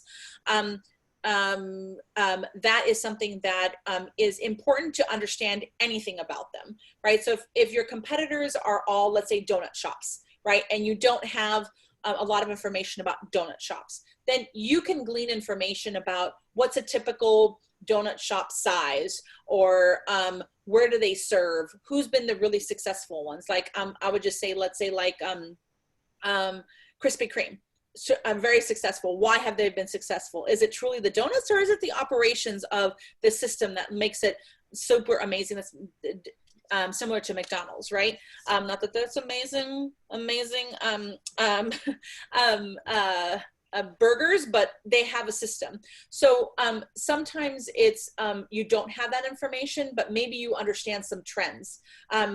Also, don't forget about just interviewing customers about what is your experience like, what have you not liked, what have you liked, because that goes into, if I'm being very laser focused on that matrix that we talked about, like the one like this, and the one that has the check marks. Those are about benefits to the customer. You might be able to find out that information by just interviewing a bunch of people. So hopefully that answered your question. I know that we're at almost 7 o'clock. So I want to give you some time to stretch your legs. This has been awesome. We have 2 more messages. Make sure. Yeah, so great. That somebody asked to wrap this up and let you guys go and then come back, please, because we have much more to talk about. You mentioned that there are women's business centers that would assist you in your search. Do you have any examples of the organizations that we can reach out to work with to assist us on our research? So Misty is the director of the SBDC in San Diego, the Brink, and there are others just like that. I know that we are in a space that actually supports and grows entrepreneurs, and they have now a virtual component to that. So I know the Women's Business Center does do it in San Diego. You just have to give them some time and some parameters to work with. So that's one piece. And again, like any university usually has some sort of opportunity for you to learn from them, either that they have analysts or they have a legal center or they have a business center. Not all, but let's say bigger universities do. So hopefully that answered your question. Not that I have all the answers, but there's a lot of resources out there. We can share them afterwards as well. Okay, so Jeff, how long is our break going to be? Our break it's 7:01 now. Let's get back and get at it by 7:12. I put a note in the chat when you were talking about different types of financing, particularly for small or more traditional lines of business. And I'll mention one while you're finding your way on your slides. Yeah. It's called revenue-based financing. Oh, yeah. We were just talking about it in the room. So there's a lot of angel groups, particularly as the angels in the groups have moved on in years, and they just don't have the time to wait 12 or 15 years for a startup to pay off. So they've formed these same funds, and they look for businesses that have great cash flow, and they will lend you money or invest $100 or $200 or $300,000 in your business, and they'll literally take 5% of your gross sales until they're paid back twice whatever you borrow. Their objective is to get that money paid back in 2 to 3 years by taking 5% of your gross sales. On the theory that 5% is not going to hurt anybody. It's a little expensive if you can get a bank loan instead of that. It's way better to get a bank loan. But if you can't get a bank loan, there's a lot of businesses that do have good cash flow that can't get a bank loan. And it's an interesting source of business. There's a group out of Boise called Sage Growth Funders or Sage Growth Partners, I think, that's sort of pushing this themselves. And we actually incorporated a part of it into our angel fund, FundNV, so that if a founder ends up turning their business into a lifestyle business, we convert our note into a revenue-based note where we take 5% until we're paid back double, so that we don't get stuck with zombies. So anyway, Sylvia, have you found your spot? All right. I have. Also, another one is, I just had it on the top of my head and then I can't, Founders First Capital here in San Diego does revenue-based financing and an accelerator model as well. So that's another way of doing it that way. So thank you for bringing that up. Yep. Perfect. So let me just make sure I had it, and then you started talking, and then okay. All right, I'm sorry. No, okay. I got it. I thought I was helping. Yeah, you were. Don't worry. I don't have too much more to go. I think I have until 8 o'clock, correct? Yeah, and then we'll. I mean, you stop when you get to the end of it. We'll continue for as long as we have questions, or 8:30, whichever comes first. Okay. Oh, 8:30. Wow, that's a long time. Okay. You don't have to present all the way till 8:30. Present till you've got to an end point, and then release leave some time for questions, and then we'll all have a great night. Perfect. So I just wanted to kind of summarize that, you know, the market sizing modeling, it's just really numbers. It's a model to inform decisions. We've talked about that a lot, right? Is we want to decrease the uncertainty that you have of just kind of knowing that there's a market out there, and you want to have informed decisions. You know, do magnitude checks of, you know, how big the market is, or how big you're going to go into the market, and how much are you going to make. Show your assumptions. We've talked a lot about that. And do sensitivity analysis, which assumptions drive the way that you're going to be successful in the market. Really understanding those better is what's going to make you the most success out of growing your company. So now we're going to transition more into value chains and customer. So I know that, you know, one way of doing that is really drawing out your business and your industry, making sure that you understand that value chain that you have within the business, not within your business, but within the market, and knowing who are the buyers and sellers in that chain, and what's the value being put through that chain. And again, like understanding how that money flows is super important. So this is part of that market analysis, because you're going to plug in the players, right? And a very easy way of thinking about this, because it can get super complicated, but we all know there's a seller and a buyer, and the seller and the buyer. We know that the component suppliers for our wonderful smartphones are one company that sells to Apple. Apple basically is the buyer and the seller, and then we buy our phones, and we love our phones, and we can connect. Now my phone is ringing all the time. So so that's a very easy way of looking at the value chain. In your markets and where you're going into might be a lot more complicated. I would assume that it is. But really understanding what those drivers are is also very important. So how many numbers of sellers do you have at the very beginning of your value chain? Are they robust enough? Will they be able to give you, if you're in the middle, enough of the information or data dump or raw material? Plug in your value, right? Of what you need from that first chain of that value chain, and how you are going to reach the final piece of that chain as well. Who are your customers?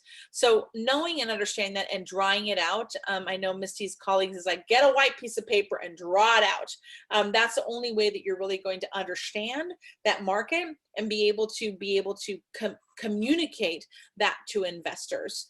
Not that you have to have that as part of your pitch deck, but it's something that you need to understand so that you can talk about the assumptions that you're making based on your financials. Another way of thinking about it is looking at customer segments and products.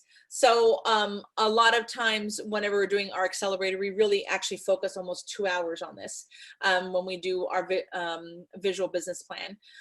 Really looking at what are the offerings that you have, right? You might have, let's say the yoga. I know that I don't know a lot about your company, but let me just use you as an example, and maybe I'm butchering it, but just hold on to that. I'm trying the best I can. So, so you have an offering that's a yoga class, right? The features are, you know, you go to the yoga class, you focus on your health, but the benefit of the consumer is decreased stress, right? So you're really wanting to make sure that you have the offering that you have, the product or the offerings that you have, and the features are more of like, what are the feature set that you have?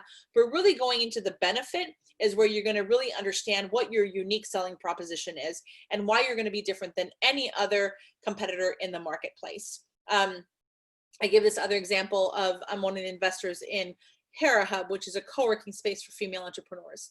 So the offering is that we have small space to a small, what's it called, business room to be able to book 1 to 4 person meeting. So that's the feature. The offering is bookings in small private rooms. Features are that you can go from 1 to 4 people. You have water available to you, professional arena, Wi-Fi opportunity, Wi-Fi access. And the benefit is that actually our customers who are part of our co-working space can go after higher prices with their customers, and they can really thrive because they have a professional environment that they can launch and grow and meet their clients at, therefore making sure that they're constantly increasing in sales and increase in their benefits to their customers. Do you see how that's very important to have very concretely set in your mind, so that you can really understand what is my unique selling proposition based on all of the competitors out there and the market that's out there. And that's why I'm going to capture this market. Next one is really understanding the competitive advantage that you have. So the competitive advantage is what is your sustainable competitive advantage in the marketplace? So why are you so unique? And there are, 5 different ways that you can be. So you can either be difficult to replicate, like you have some kind of patent behind it or some kind of defensibility that nobody can really replicate it anyplace else, or that you have the expertise on your team that no one else in this world can really replicate what you're doing, because you have business acumen or technological acumen of 50 plus years that has a moat around you to be able to really be unique and differentiated. Yeah, thank you, IP. Superior to the competition in certain ways. You can say that you're quicker, better, cheaper, better quality, all that, than the competition. You know that. Yeah, thank you, Greg. I cannot change it to PowerPoint because then I can't see the chat. So that's why we're doing it this way. I'm so sorry. It's just one of those things that is really hard to manage. And I've done the F11 and all that good stuff. It doesn't work. And then the third thing is unique. And so you need to have some kind of uniqueness. We talked about the moat. Any kind of uniqueness of the product is really important. And then third is applicable to multiple situations, is something that can be a competitive advantage, is that we've talked about a little bit of the yoga. There might be that this yoga startup that you have, there is applicable, this process that you're developing, that's, let's say, an Uber process, can be replicated into different markets or different segments. Might be yoga and ballet and dance or whatever else. But how do you do this democratization of a yoga instructor's life or opportunity to have those yoga classes in unused spaces? And then the fifth thing is superior contacts and networks, that you as a founder or your advisory board have amazing contacts and networks that make you stand out from the rest of the crowd that nobody else has. So those are 5 typical things that are cause you to have sustainable competitive advantage to your competitors. Then going back to the competitors, defining those competitors is, let's say, challenging, but you can really bucket them into 3 different ways that cause this competitive environment to be permeated right through the marketplace. So there's local competitors. We've talked a little bit about that. International competitors, you can't forget about those because it's a global ecosystem and market that we're working on. And new entrants. So new entrants are competitors that have a new technology, or they don't know anything about the industry, but they have some kind of incremental change or incremental innovation that they are now your competitors. You need to always know that there's always going to be new people coming into the field and to the market. And then basically, after you know all of that, there is a competitive analysis cycle that you can take. It's pretty self-explanatory when you read all this. It looks a lot more hairier than it is. But really, you're trying to access competitor strategy, resources, organization, products, and market share. You're doing that based on what we've just talked about. finding out a lot about your competitors, what their customers are, what their product are, and then literally forecasting future performance of them. Then develop future competitive scenarios, like they will die within 5 months because they don't have enough customers or they don't have a community. I talk a lot about one of my portfolio companies as Seeker, and Seeker is an app that allows for people to really understand where they need to park their vans and camper vans and tiny homes, so that they don't have to, that they have a place that they can go to get that information, right? So the scenario with them is that they have an amazing community, but if they didn't have the community, they wouldn't be able to build out this two-sided marketplace. We've talked about two-sided marketplaces. So really understand what that competitive scenario looks like. Then recommend preemptive and reactive actions that you can do, learn from the best practices that you have within your business. And then you implement regular tracking of key competitors. Make sure that you have them on Google. It's getting late in the day. So Google, what is that called? Analytics? Thank you. Well, analytics, but you can do it as, you can tell Google to send you information about the competitor. And it just gets sent right to your email. So I always have whatever my, yeah, thank you. Everybody's trying to help me. You can put the name of the competitor and those things. Google Alert. Thank you, Alert. Krista. Love you. Thank you, Krista. Google Alerts. It's the best thing. And I have it always in my inbox, and being able to really know what my competitors are doing on a regular basis. Yes, Krista, you use it already. I know it's the best thing since sliced bread. And it's super easy to do. Go on Google, search for Google Alert, and then you can put in any of your competitor in the field, and then that information gets sent to you. You can say weekly, daily, monthly, all of that, and it just gets sent straight to your email, and you get pinged whenever things come up. You can even, I have it as a Google Alert of myself, because I'm a keynote speaker and all this other stuff, so I want to know if anybody is reference me. So it's kind of fun to have that as well. And then you can identify new entrants and substitutes within the market, and then do this analysis cycle all the time. It never, you're always looking at competitors. So if you kind of make sure that you are always having some kind of process, that you're looking at this competitor landscape, you're analyzing it, you're looking at data, you have some Google Alerts coming in, you can really keep track of your competitor that way. That's just an easy way. That's why I always present it, because it's an easy way to know that it's an unending circle. The criteria for competitor analysis, we've done a little bit of this, but want to make sure that kind of everybody understands before we go into SWOT analysis, because I'll stop and answer questions after SWOT. So the criteria for competitive analysis is, of course, market share. We've talked about that, of trying to figure out what the market is out there. Who has the share of the market? Tiny players, big players. The marketing mix is important as well. If one competitor is only using YouTube, then you're probably not going to use YouTube. You're going to use Facebook ads or something like that. What is the marketing mix of the competitor? Reputation in the marketplace is important as well. That's a lot around brand and brand recognition as well. The business plan, you know that they're a subscription model versus what you're trying to do, or it's a razor blade or a razor blade model. You'll know all of that by looking at your competitors and seeing how can you differentiate yourself. Fifthly is strategies for product penetration, is, understanding that, okay, they have one product and maybe you don't know what their next step is, but you know that they just came out with, Eucora is a perfect example. So behind the scenes, we knew that Eucora, which I alluded to before, is a UTI prevention drink mix company one of my portfolio companies.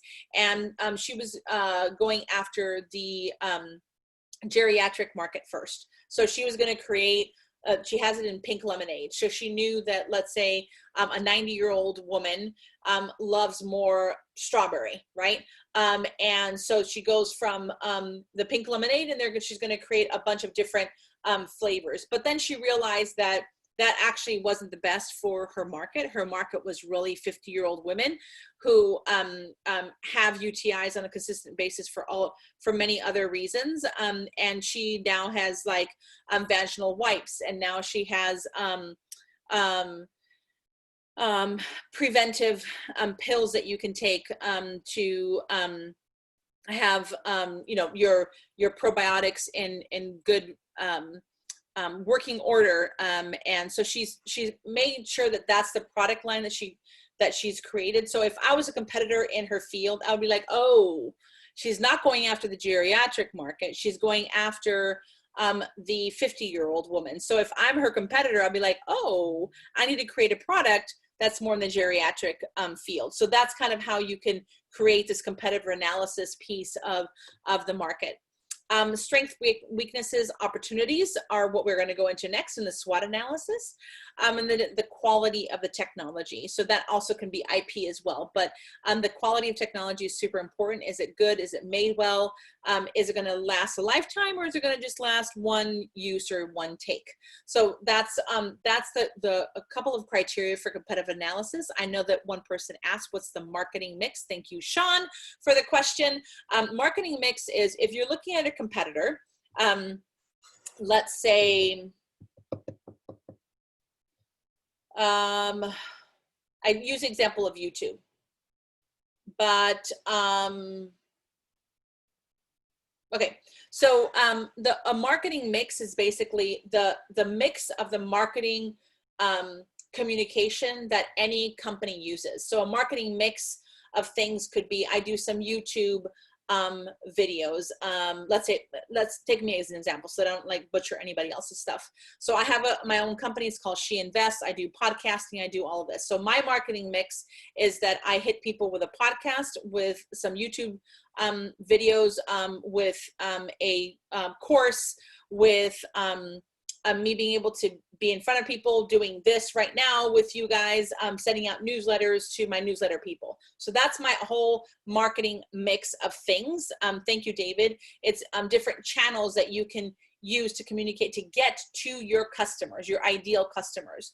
So when you're looking at a competitive analysis of that, is saying, oh, okay, interesting. That's what I did with She Invests, is that nobody in the investment space was doing a podcast that highlighted women investors, because typically women investors don't like to talk about themselves. So I said, well, if I do a podcast that allows them to have a voice, then I can really create this network of wonderful women investors that are being highlighted through their stories and their investment thesis and their investment portfolios, and be able to reach the customers that I want to reach by the marketing mix that I have, right? But let's say if my competitor, another investor who wants to do all this like keynoting and all that, I'm good at a keynote, but I don't have enough time. I have 3 kids, right? So if they want to do that, they're like, oh, Silvia doesn't do keynotes. Oh, interesting. That's a product, but also the marketing piece of it, saying,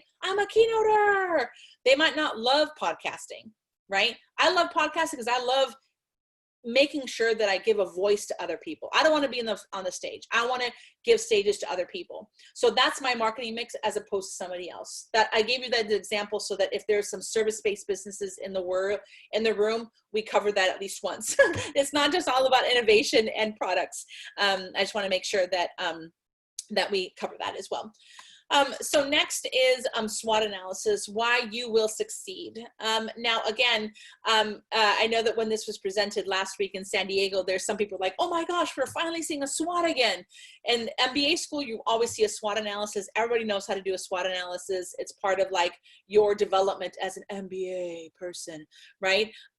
Sometimes it's not seen at all in the investment space, but it's a good way for you as yourselves and a team can really understand your strengths, weaknesses, opportunities, and threats. So to summarize it all, really the disruptiveness of the company you'll figure out, and you'll figure out the patents. If you have defensible competitive advantage, you'll figure out the industry structure. you'll figure out the customer need, and you'll understand the challenge of your team by doing this. So the SWOT analysis is this. It's basically a chart that's a 4x4, I mean a 2x2 or whatever. It's getting late. 4 squares, right, that are out there, and it's strengths, SWOT. And really, you're looking at the strengths and opportunities. Obviously, are pretty easy. They're the helpful things that you're doing to achieve the objective of your business, right? And the harmful things are really, well, you know, they're not truly harmful. Maybe you can change it into an opportunity sometimes, but this is kind of showing you a snapshot of your weaknesses and your threats. Now, across the top is that the strengths and weaknesses are internal in origin, what you are attributed to your startup, your strengths, your weaknesses as a team, as an advisory council, as a product, all of that that's internal in origin. You have more control over than the external origin pieces of opportunities and threats. So those are the pieces that are really important in a business to really understand. Let's say, I'm trying to find out if I can do an example pretty quick. Okay, so I'm going to take one of my portfolio companies. I always like to highlight them because they're so amazing. All of them are amazing, and I love them all. Of course, I invested in them, so I should love them, and I should love the founders. So one of them is Cooler Heads, and it is a cooling system for the head so that you don't lose your hair during chemo.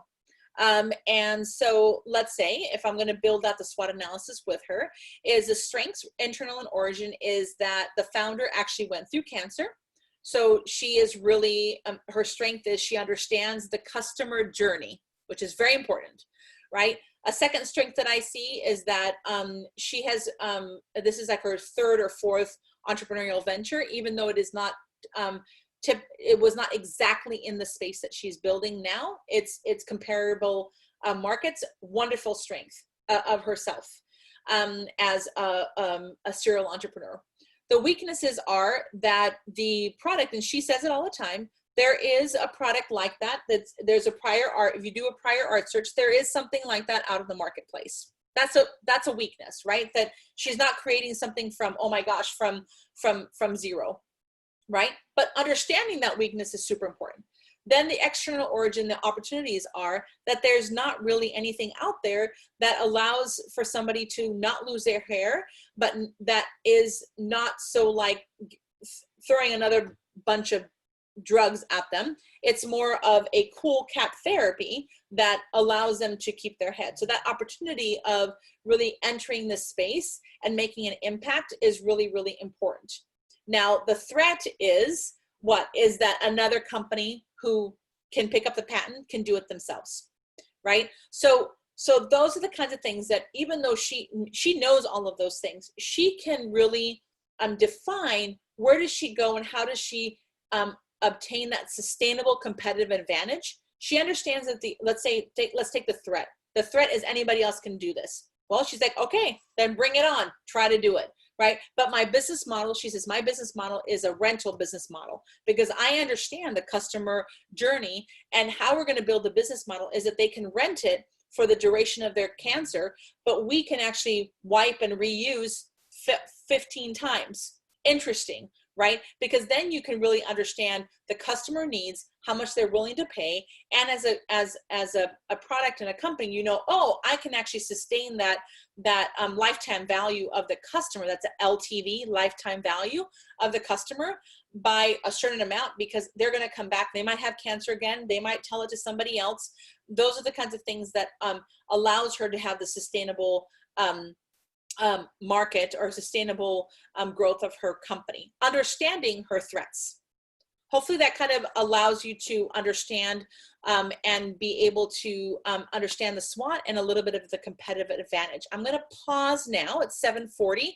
I have just one more thing to do about positioning statement. Okay, great question, Phil. Is a lack of funding an internal, external origin? Now,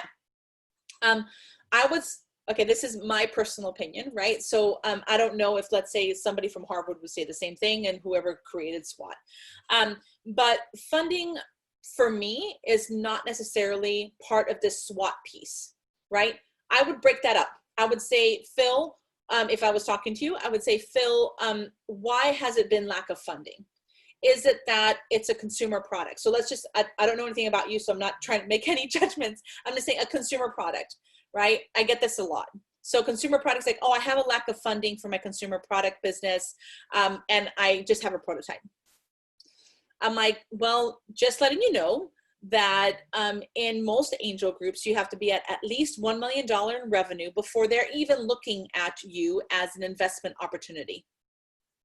So I would put in this is that there's a threat, or a threat of not obtaining funding until later on in your startup journey, because the consumer product company does not get funded until a lot later, right?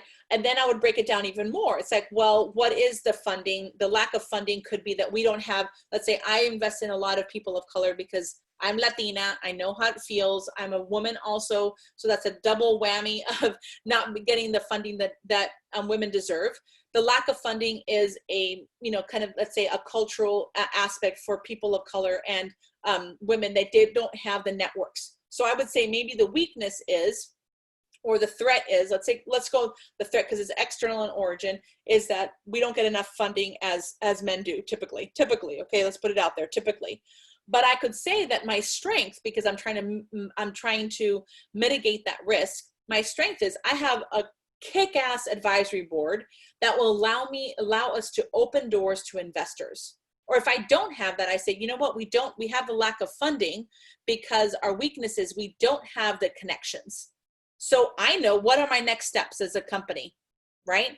Is create a great advisory board that allows me to get in front of new people. Or I'm going to join an accelerator like Las Vegas Virtual Accelerator, or an SBDC like The Brink with Misty, that allows me to grow that network. So I wouldn't focus on the lack of funding. I would tear it apart and say, what are the strengths, weaknesses, opportunities, threats that I can see in this lack of funding piece? Hopefully that answers your question. Okay, great, good, thanks, Phil. That's great. And I'm just gonna, there's no Q&A. Any questions about the SWOT or competitive advantage? Yeah, networking and connections.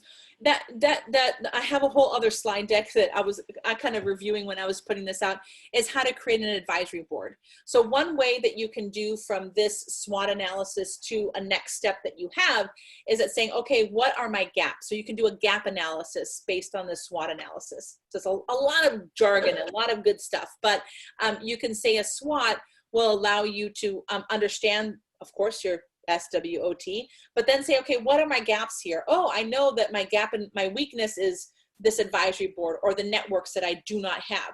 Well, then my gap is my gap is that I don't have that.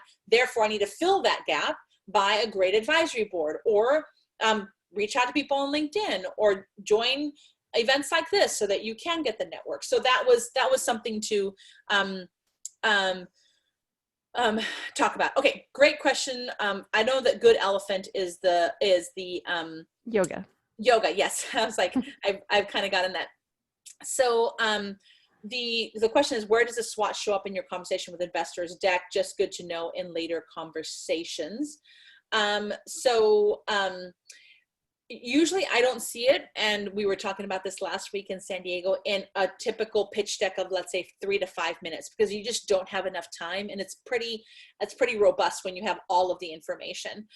If you know that this is something you want to bring up when you do talk to investors, you can always put it in the appendix, right? Because one of the reasons why this is important is that whenever I see a SWOT analysis in an appendix, that's where I kind of start with my investment. I'm doing a due diligence report. I kind of start with a SWOT, because really that's what you're trying to figure out with your due diligence at the very beginning, is what are the strengths of this team?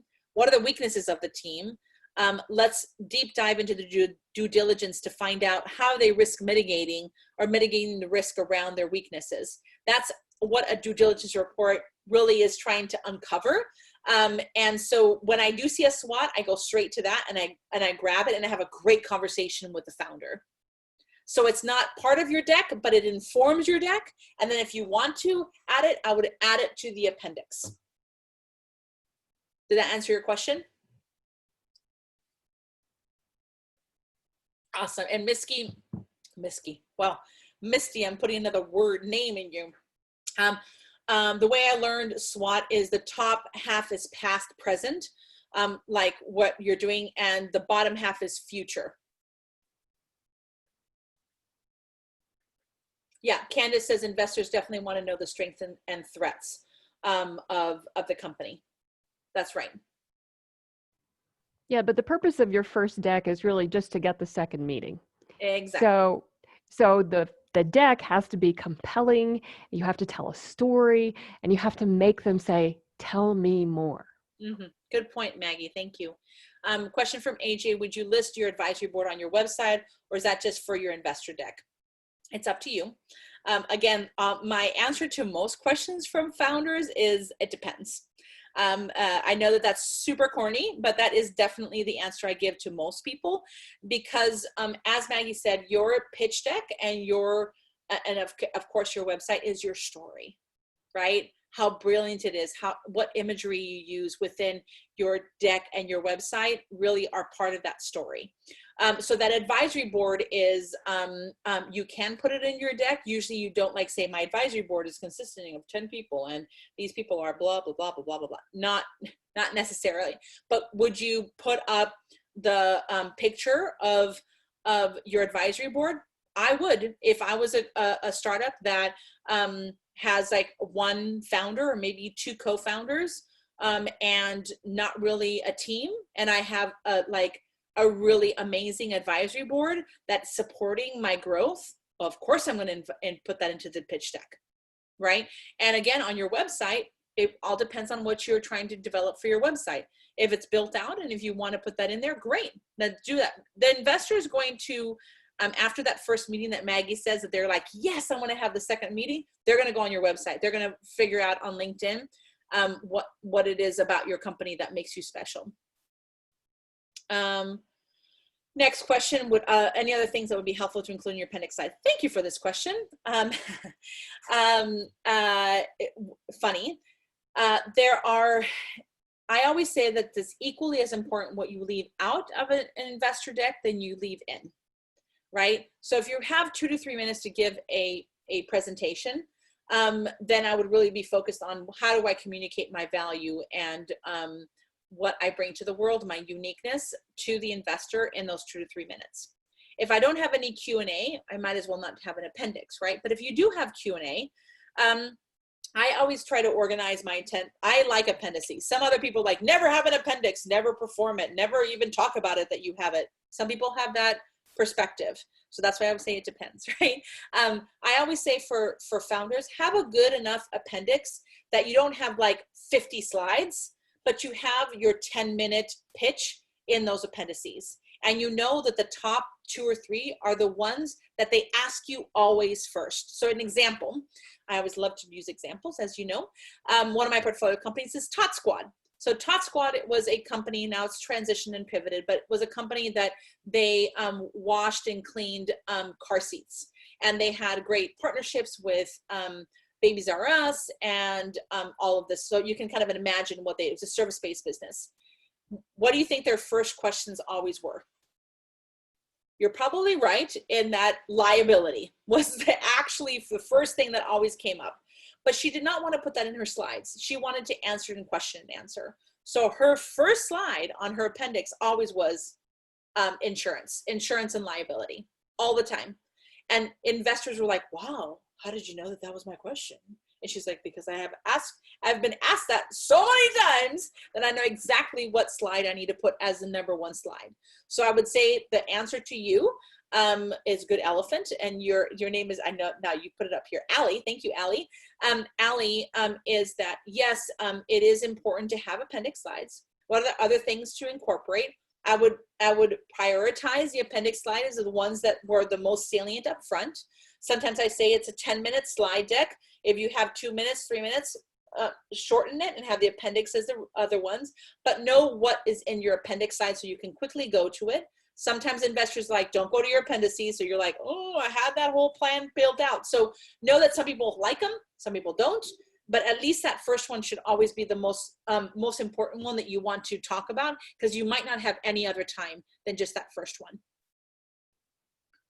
Oh yeah, so great question. And is appendix good in shareable decks that you send in an email or LinkedIn? That's a whole other ball of wax too, because I've been I was on a phone call this morning at 6 a.m. Yes, I do calls really early in the morning with founders. Is that sometimes whenever you send a deck by email, sometimes you have two different kinds of decks. One that you would be presenting 2 to 3 minutes, as you do for any of these angel conferences that are really text minimal. And then you have a slide deck that you would send to investors that is a little bit more text, that you can explain why you have these images on the slide deck. I would recommend not even having like a 20 long deck to send to somebody by email. They're like, oh yeah, they're going to read it. They're not going to read it. They're going to read maybe 3 or 4 slides in, and then they're going to lose interest. Again, you want the next meeting, so it's better to be quick to the point and then go maybe into the appendices. And so hopefully that answered your question. How many people do need to start? How many people need to be a part of an advisory board? Is there a standard or minimum or maximum? Great question, AJ. Is an advisory board, it's again, it depends, right? When you're building out your team and you're building out seed round to Series A round and all of that, the typical is like the minimum typical is about 5 people, right? Thanks, Ellie. Because you don't want to have a huge one that you have to like herd cats, and you don't want to, and at that point, like late seed Series A, you have enough investors that you don't want to have a huge cap table. So if you have a huge cap table, that's a capitalization table. So how many people have invested in you is line items of who invested in you. That's called a cap table, and who has equity. And it could be you as a CEO or your employees. We can go into cap tables later, but that's a definition of what that is.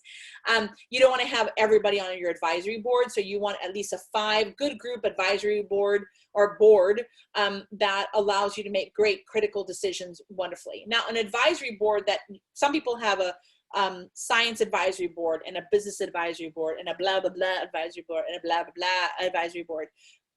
Again, it depends. A life science company might need 2 or 3 specific boards that when you present, you can say, hey, I might be a first-time entrepreneur in the life science business, in the life science space, but man, I have 4 different technical boards that I can call on at any time to answer any of my questions. And I have this solid 3-group advisory board that is overall assisting me in the critical decisions that I need to make as a founder. Wow, I'm like blown away. I'm like, good girl, like, or good boy, like really, really great job of understanding what your strengths are, what your gaps are, what's needed in the marketplace. You're saying a lot by saying, I focus this much, or I've grown this much based on what I need as a company and what the market demands for. Well, these are great questions. I want to be mindful of time. So let me come back to the questions. And I just want to end because I know one of the things was a positioning statement.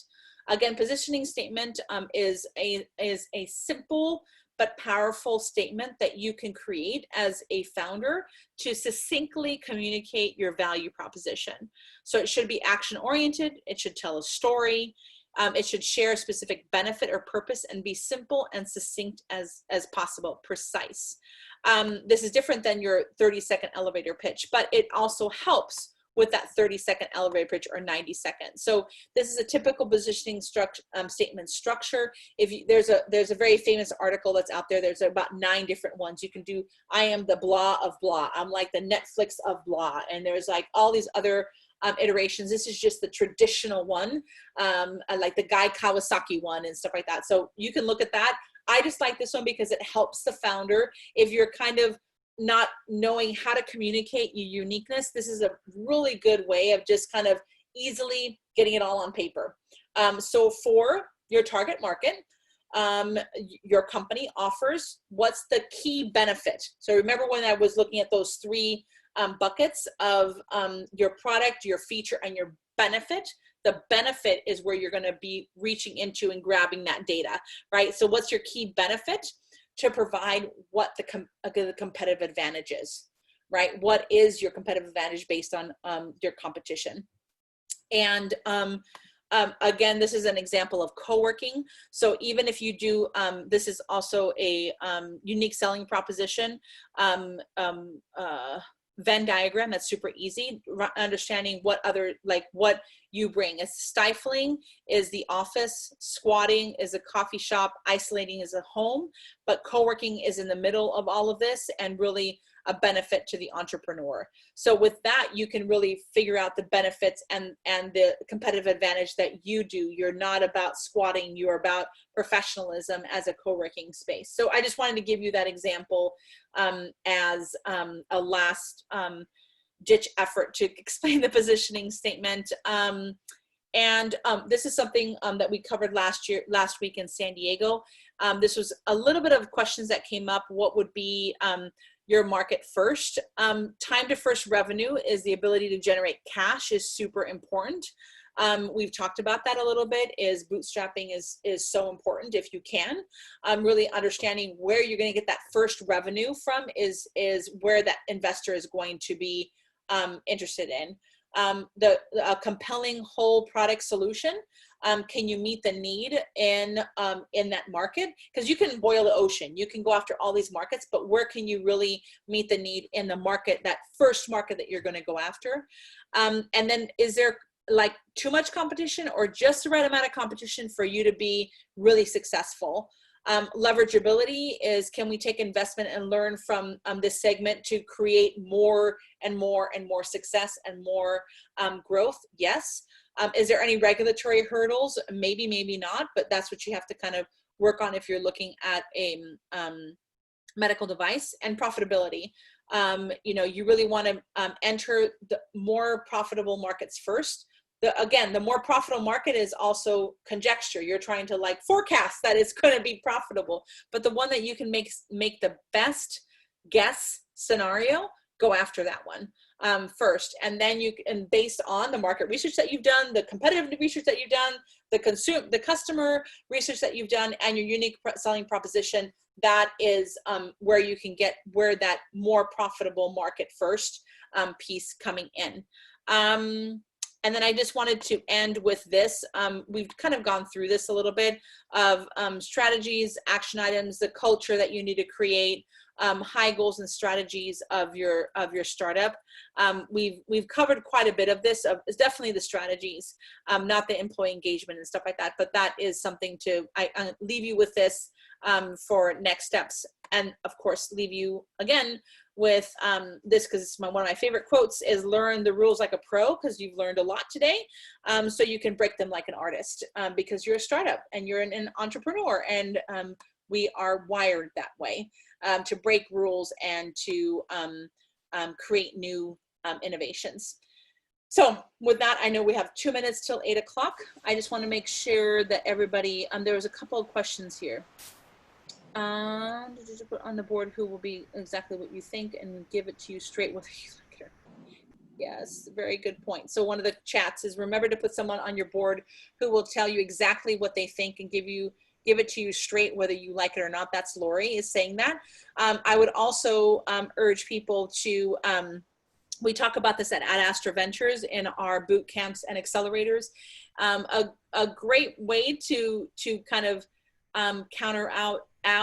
counteract the anxiety, the stress of startup is actually to have a personal board of directors as you're growing your business. So ask not your auntie, but people that are really going to be your support system. Yes, Laura, you're right. For your advisory board, let's have somebody who can really cut it to you straight about your business. But that personal board of directors is equally as important for startups, to be able to assign 3 to 4 people that you actually have a conversation with, saying, you know what, you shoot it to me straight, and I really would love for you to be part of my personal board of directors to keep me sane, to keep me grounded. And then you have to have a cheerleader. Like my mom is my biggest cheerleader. She's 91 years old and I can do nothing wrong, right? And I love it. I call her every single day. I'm like, Mom, talk to me. Like, I need some help today. And I know that she's always, and I have a special needs sister that whenever I call her, she's like, I love you. I'm like, I know you love me. She goes, no, I love you. I'm like, okay, I know. She doesn't speak very much, right? And that's what keeps me going, right? Is to have these people that are also helping with my mental health and creating all this craziness of customers and competitors and markets and all this good stuff. Make sure you take care of yourself and break every single rule that you can because you're a startup. Of course, don't tell that to your investors, but that's why an investor is investing in you, because they see like, you're like, yeah, I can do this. And they are investing in you because of that.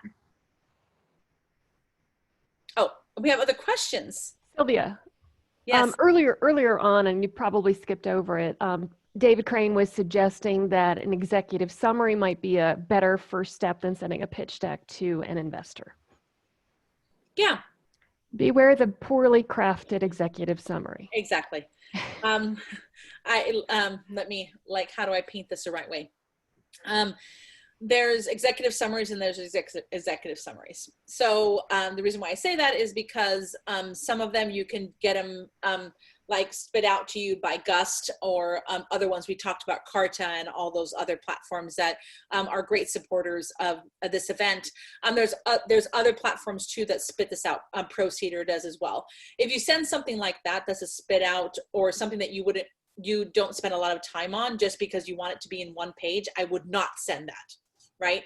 If you're trying to connect with an investor, but a well done executive summary that has a lot of thought around it based on exactly what we talked about today, your market, who your customer is, and really dial into it and really keep it very succinctly to one page. Now that's a powerful executive summary, right? I just want to put it out there. But equally as powerful is a slide deck that's 5 slides long.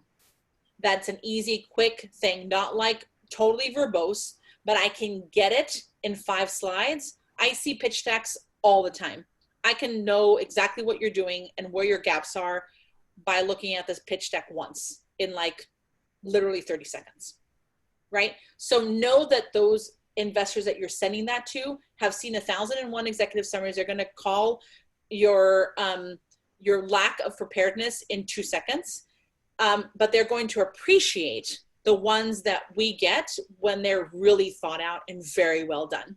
And then the same thing with slide decks. If I get a slide deck of 20 slides long, I don't even look at it. But if I get a 4 to 5 slide deck that's very easy to read, I will more likely give that founder feedback and want to have a second conversation with them. There's some really interesting stats that the company DocSend has. And, you know, they're like a place where people put their docs and then send them out, decks and everything else. Yeah. Average length of time that a funded company gets their first deck read is 2 minutes and 37 seconds. That's for the ones that get funded. So you can imagine what the ones that don't get funded get spent on. So I think Sylvia's point is great. It's got to be compelling enough to get somebody who gets a lot of decks to be willing to spend even 1.5 minutes on it is a long time. And again, I want to also say that don't go out and like hire a designer just to do your deck. There's a way that you can do it, not super amazingly designed, but you have to be succinct and clear with the unique selling proposition and the uniqueness of what you're trying to develop and what you're trying to communicate to your customer. That's what I'm just trying to tell people. Just don't go out and just get a designer to do it, because that's not the only way. It's design and content. That's important. And I would also say that if people are going after competitions, just as like a 2 cents there, competitions of startups. We just went through a 6-week women's fast pitch competition. We do that every single year. We haven't done it 6 weeks, but we tried something new and it actually worked really well. And if you're asked a 90-second pitch by video, I can guarantee you that the judges only watch those things. So your 90 seconds should be really awesome and very authentic. Chip was asking earlier if you give personal board of director members any of your stock. No. Okay. Your personal board of directors is just who you don't even say that to any of the investors. It's just like my 2 cents of make sure that you have a support system that supports you as a founder. Kind of a cheering squad. Yes, exactly. And it could be one of your investors, right? Because you've been very close to them, and you've known them for 5 years or whatever that is, and they might have equity in your company, but it's not because they're PBOD or personal board of directors that they would be getting equity. No, it's just your own sense of serenity. Larry Turner asks if you've seen videos embedded in a pitch deck to convey the product better. I have. There's so much failure rate on those videos that I really don't recommend them. I will not click on something to go see something else in the 1 minute that I have to watch a pitch deck. And it's not that I'm trying to be like, I only do 1 minute pitch deck reviews. Not that. It's just we get a ton. So we see it. We've seen it 1,000 times. We move on. So I worked with Eucora, again, the UTI prevention company, and we worked on a GIF. So somebody that is just it's how she pours the powder into the cup, and the cup swirls, and then you see that it's really easily soluble. That we created as a GIF so that it just lays onto the deck, and it can be a PDF. I think it can be a PDF or something like that, but we worked around it that way. Selena's asking if there are places to go to see sample pitch decks. Yeah, we have so many pitch deck samples. I'm probably Misty has them, but we do have a collection of them. I have a couple of them on my laptop. You can search the internet. There's tons of them out there. Yeah, but we've talked a lot about good quality ones.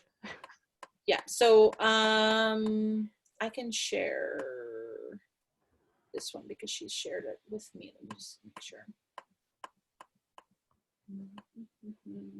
Well, yeah, you can find other pitch decks out there, and also if you're looking for pitch suggestions and how a good pitch would be, Techstars Anywhere also has their platform up, and their demo days were all virtual in the last 6 months, and their pitches are all live, and I think that they're available to everybody, but think about that, looking at other pitch decks and other pitch presentations on YouTube. Yeah. And Candace, you had a question here. Should we compensate the advisory board? If so, what?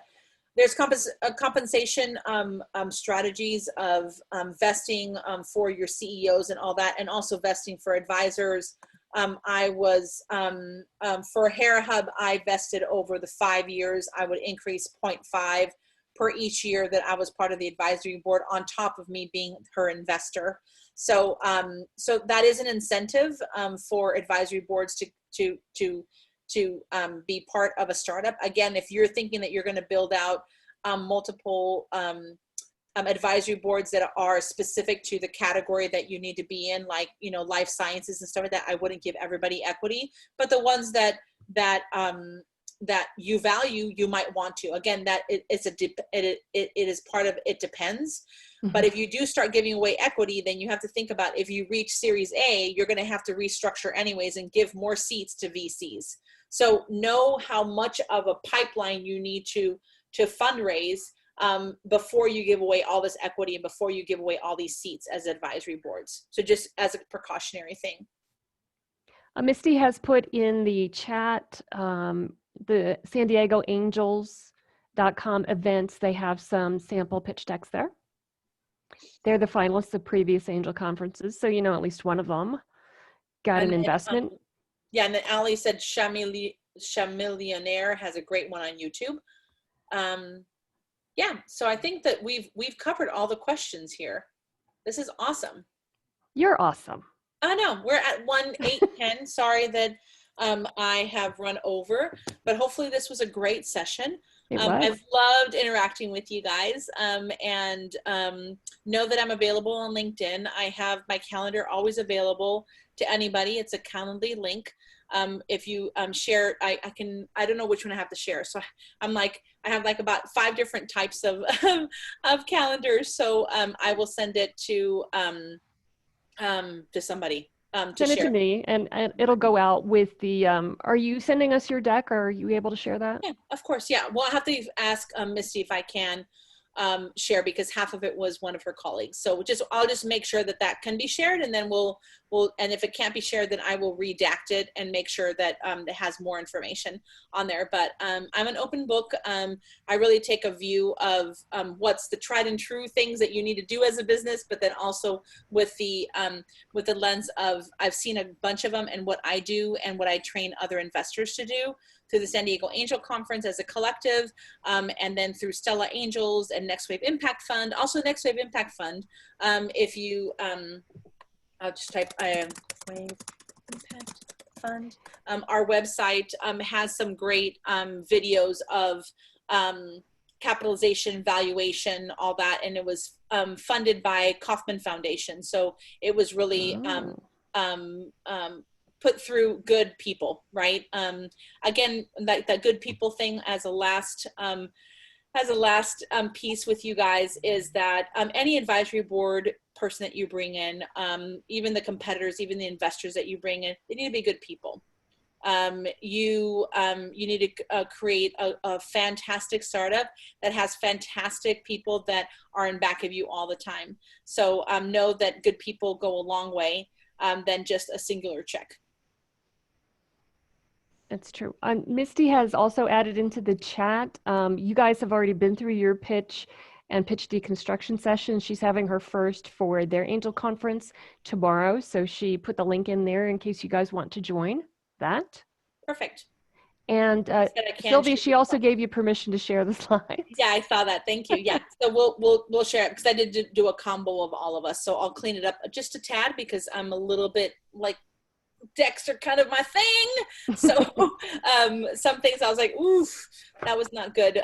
But yeah, when I pitch prep people, I really put you through the ringer for design and content. So. Okay. Thank you, everybody. Thank you, Sylvia. It really was fabulous. We appreciate your stepping in. Yeah, no problem. Yeah. I can't read all of these messages. So everybody who's still with us, the next time that we get together will be October 20th, and it will be our pitch and pitch deconstruction evening, and we're going to do it all virtually. So there will be no in-person for that. That makes everybody equal, and hopefully it makes it easier for everybody to understand, because there was some garbling that was happening in the rooms there in Vegas. So you guys will be getting invitations to that, and you will be, by Monday of next week, you'll be getting the links to the slides and the decks that we had tonight. Jeff, anything you want to add? So I'll just close out by thanking everybody. Thanking Sylvia, awesome presentation. Maggie, thanks for keeping us on track. Thanks to everybody who was in the chat asking questions, answering other people's questions, making alternative suggestions. This group made it awesome for all of us. So for those of you who want to participate in the pitches, get a chance to stand up or sit down at your desk in front of your computer and pitch for a minute to everybody. Plan on being here on the 20th, here virtually on the 20th. We'll continue to send out information about that. If you are interested in being in the virtual, being a beta founder in the virtual incubator, please send, I put the email in the chat, please send an email to Audrey at startupnv.org with the virtual incubator in the subject line somewhere, so we know that's what you're interested in. Maggie, did you have any other things that you wanted to say about that, or about people signing up for the pitches next time? I would say wait till you get your email. Okay. Don't send me emails now, because I'm not paying any attention to them. Yeah. But the 1-minute pitch is the format for the pitch deconstruction, and then we will have judges vote and participants vote, and 3 or 4 people will get to do a 3-minute pitch with a deck. So you have to agree to be willing to create a deck beforehand in case you get selected to do the 3-minute pitch. Right.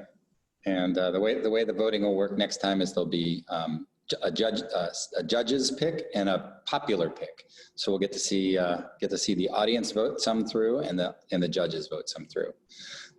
So I'm really looking forward to that next week. And again, just thanks everybody for coming out tonight.